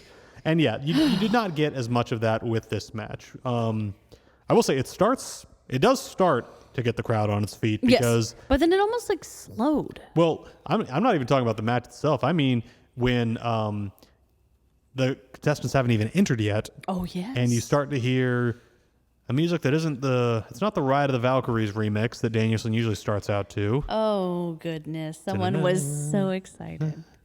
And as it builds, there's a light ball pooling on the screen that erupts into a flaming dragon as we hear, it's the final countdown. Because Tony Khan shelled out what he has said was basically the financial equivalent of signing an entirely new wrestler to the company. Shut up. To afford the final countdown, Bryan Danielson's old Ring of Honor theme song for this one night.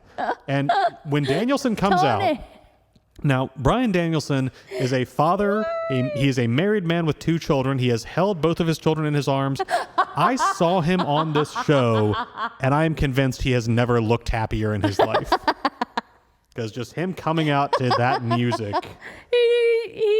He had his happy goat face on. He definitely did. But there's nothing wrong with this match. No. Technically, it's beautiful. Executed amazingly. Both of these guys just give everything that they have.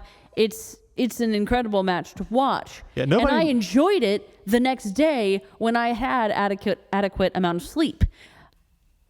But it's in the wrong spot. Yeah, I think, again, we'll never know what the match was supposed to look like, but I do think even in the best form, Ospreay and Omega was always going to be the crowd on their feet match. The only thing I think is that Tony Khan's a mark, and these are 2 guys that he is just an enormous fan of. Obviously, he loves Kenny. Obviously, he loves Ospreay, but he's just been in awe of Danielson. For decades. Oh, and I don't blame him. Danielson is what made me join wrestling. Let me do one last quick rundown of Okada's resume real quick. Oh, yes, please do. So Okada is a 7 times IWGP World Champion. He's held both their heavyweight and their world heavyweight versions of the title. He is a 4-time winner of the G1 Climax tournament, including the last 2 years. He has headlined Wrestle Kingdom, the New Japan's WrestleMania equivalent, 8 times. He was the first Japanese wrestler to be ranked number 1 on PWI's list of the top 500 wrestlers in the world, which he did in 2017. His 2018 Dominion match with Kenny Omega received the first and only 7-star rating that Dave Meltzer has ever given. So, again, I had never seen Okada wrestle... he was in a 4-way match at last year's Forbidden Door. That was the first time I saw him wrestle. But, yeah, this guy has a credible claim to just being one of the best in the world at this. He is only 35 years old. He is younger than Danielson. He is younger than Moxley and Kenny. That's unbelievable. Yeah, so... Please take care of your body, sir. Please. He's also got one hell of a drop kick. Like he Oh, can that's from a right. standing position, he can jump and hit Danielson in the face while Danielson's on the turnbuckle. Like that guy's Yeah, he can jump. yeah. This match, yeah, it's I just feel bad because this match is everything that you want, but it's just in the wrong spot, and it's just because the pacing, but it's not the pacing. Like the pacing is correct for a match that is of this caliber. Yeah. The pacing is right for a submission match. Yeah. But this spot was wrong, and that's the only critique I have of it. Yeah, I think if it could all be done again, that would have been a good thing. And that's it. Like that's the only thing I would change about this. Well, and then the Sting. I will say I'm never a fan of wrestlers getting injured, but one of the things that captivates me the most is Oh yes, and them not getting injured. I'd like that not happen. But when it happens and a plan has to change on the fly, and the story they told with Danielson, again having to protect his arm. He even did something he has almost never done since coming to AEW, which is he not only joined in a yes chant, he started it. And that's lifting the thing. only his left hand to get the crowd going before he went for We the did running talk knees. about that because you had said, yeah, he joined it. And I said, no. He started Yeah. it. And that is crucial. Yeah. Danielson never starts it.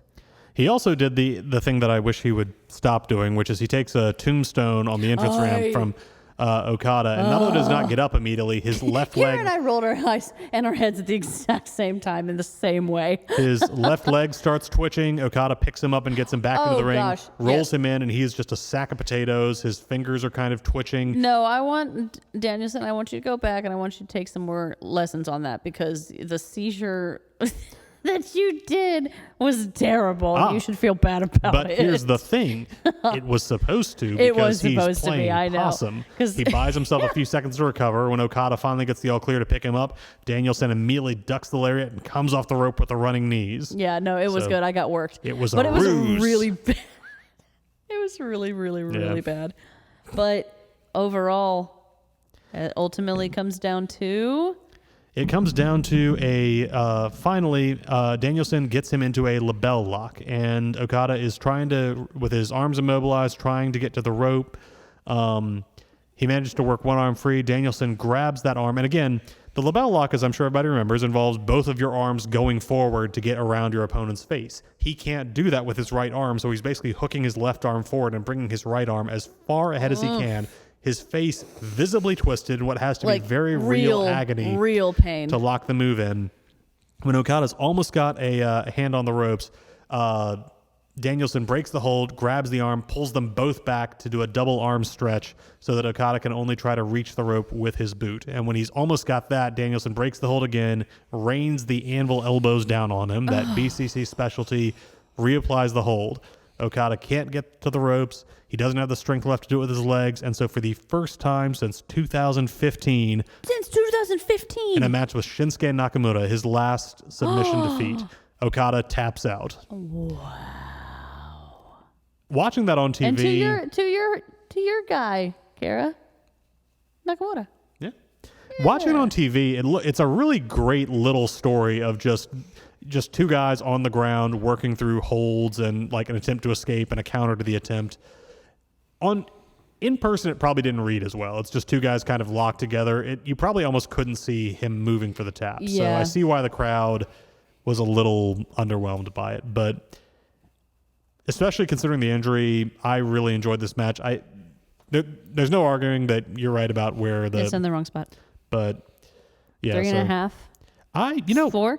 I will go. I give it 4.5, especially working through an injury and having to improvise on the fly. I'm focused on the spot. Yeah. The match itself, yes, you're correct. This is a 4.5 match. But the spot made it wrong. That's why I wanted to go down. Yeah. But no, you're fair. It's a 4 match, and I can't fault it for the match. It's it's for the spot. All right, so and that's it. That was All Elite Wrestling Forbidden Door. Y'all, this has been a big, long pay-per-view. Yeah. So this is a long match. We got through in about half the time they did, so good for us. All right, so overall, listeners, I will tell you, I have a mathematical system to score matches, and I was trying to work averages for those to determine how I would score the overall card. I don't really want to do that because I feel like a low-scoring match on a pre-show shouldn't really drag down a show that had this many peaks, this many peaks and triumphs as this one. Tell me you're type A without telling me you're type A. Well, I'm type A, so now I've told you. But yeah, so I am going to just go with my gut instinct and give this pay-per-view overall a score of 4 1/4 snot-covered Canadian flags. Gina, what'd you give it? Oh, no snot covered Canadian flags necessary for this one. I did not. Normally, Shelby will do the math for that, but overall, yes, this was clearly a 4 Regals. Like, this was hands down a 4 Regals. This was a great pay-per-view. But Robert, for This Is a Takeover, we do EST, which is the best, the greatest, the, fantastic est. What was your EST of this? Well, you know what? Let's do ignorant slut first. Oh, ignorant slut first. Let's do ignorant slut first. Just, we'll end on a high note the way that the pay-per-view should have. No, I'm kidding. Who or what was your ignorant slut? My ignorant slut is Mark Dion. I'm sure a perfectly nice Canadian gentleman who decided that he was going to wear a God of War style getup and choose the intimidating, fearsome warrior's name of Stu Grayson. Hey! Sure, he's a wonderful guy, but come on. Yeah, that's for you, Katie. Who you got? That's a good ignorant slut. Mine's Sting. Oh, it's not. Listen, it just hurts to watch because he's already said, he was like, I didn't want to do this, so I don't. It clearly is that Tony got to him and was like, you need to do this. This is, like, Sting's tired, man, y'all. He just wants to go home. Like, I get it. Like, Gina, I'm looking up into the rafters of Kayfabe Outpost 1, and Sting is looking down with great disappointment. I know, I'm sorry, sir. But I'm right. And it hurt to watch. There were some, like, like when he hit the ropes, like, like Sting will always be one of the greatest wrestlers, that our history has known. It's just, it's time. And he knows, and I think that's the part that bothers me more. He knows it is. And he's already said it is. And it's like, just go have a nice ice bath, man. You deserve it. Like, yeah. He's my sad, ignorant slut. He's not really like he didn't do wrong. It's just like, yeah, man, like it's time. Like it's time to go. All right. Well, who is your EST of the evening? Do you even have to ask my EST? Hang on. I'm going to give his government name because I looked this up. William Peter Charles Osprey. Born May 7th of 1993 is my EST of this pay-per-view. William Peter Charles is, woo! Yeah, no. 10 out of 10, as I would say. Usually I just would try to pick a different one to give some variety, but there's no arguing. There's no arguing. Kenny did great, but Osprey Osprey is unbelievable, and I could go on for hours, and we're tired. It's time to go. But yes, EST, we're in agreement. Will Ospreay. Congratulations, sir. Yes, indeed. All right, so the next event in pro wrestling's lineup is Money in the Bank from WWE. Oh, you didn't say it the right way. How do you say money? Money. But.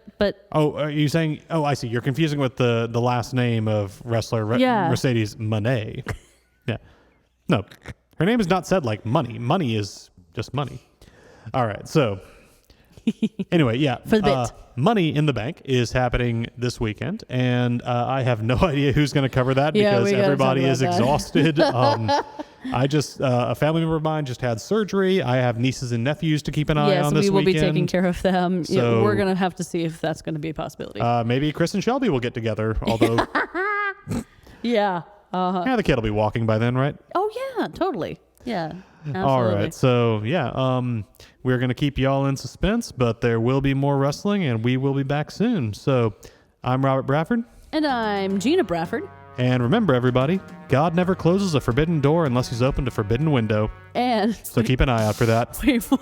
This is a workover. And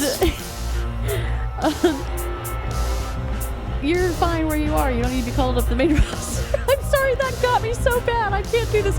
Shelby, I'm sorry. I really had it done, but he just messed me up. You don't need to be called up to the main roster. You're doing fine where you're at.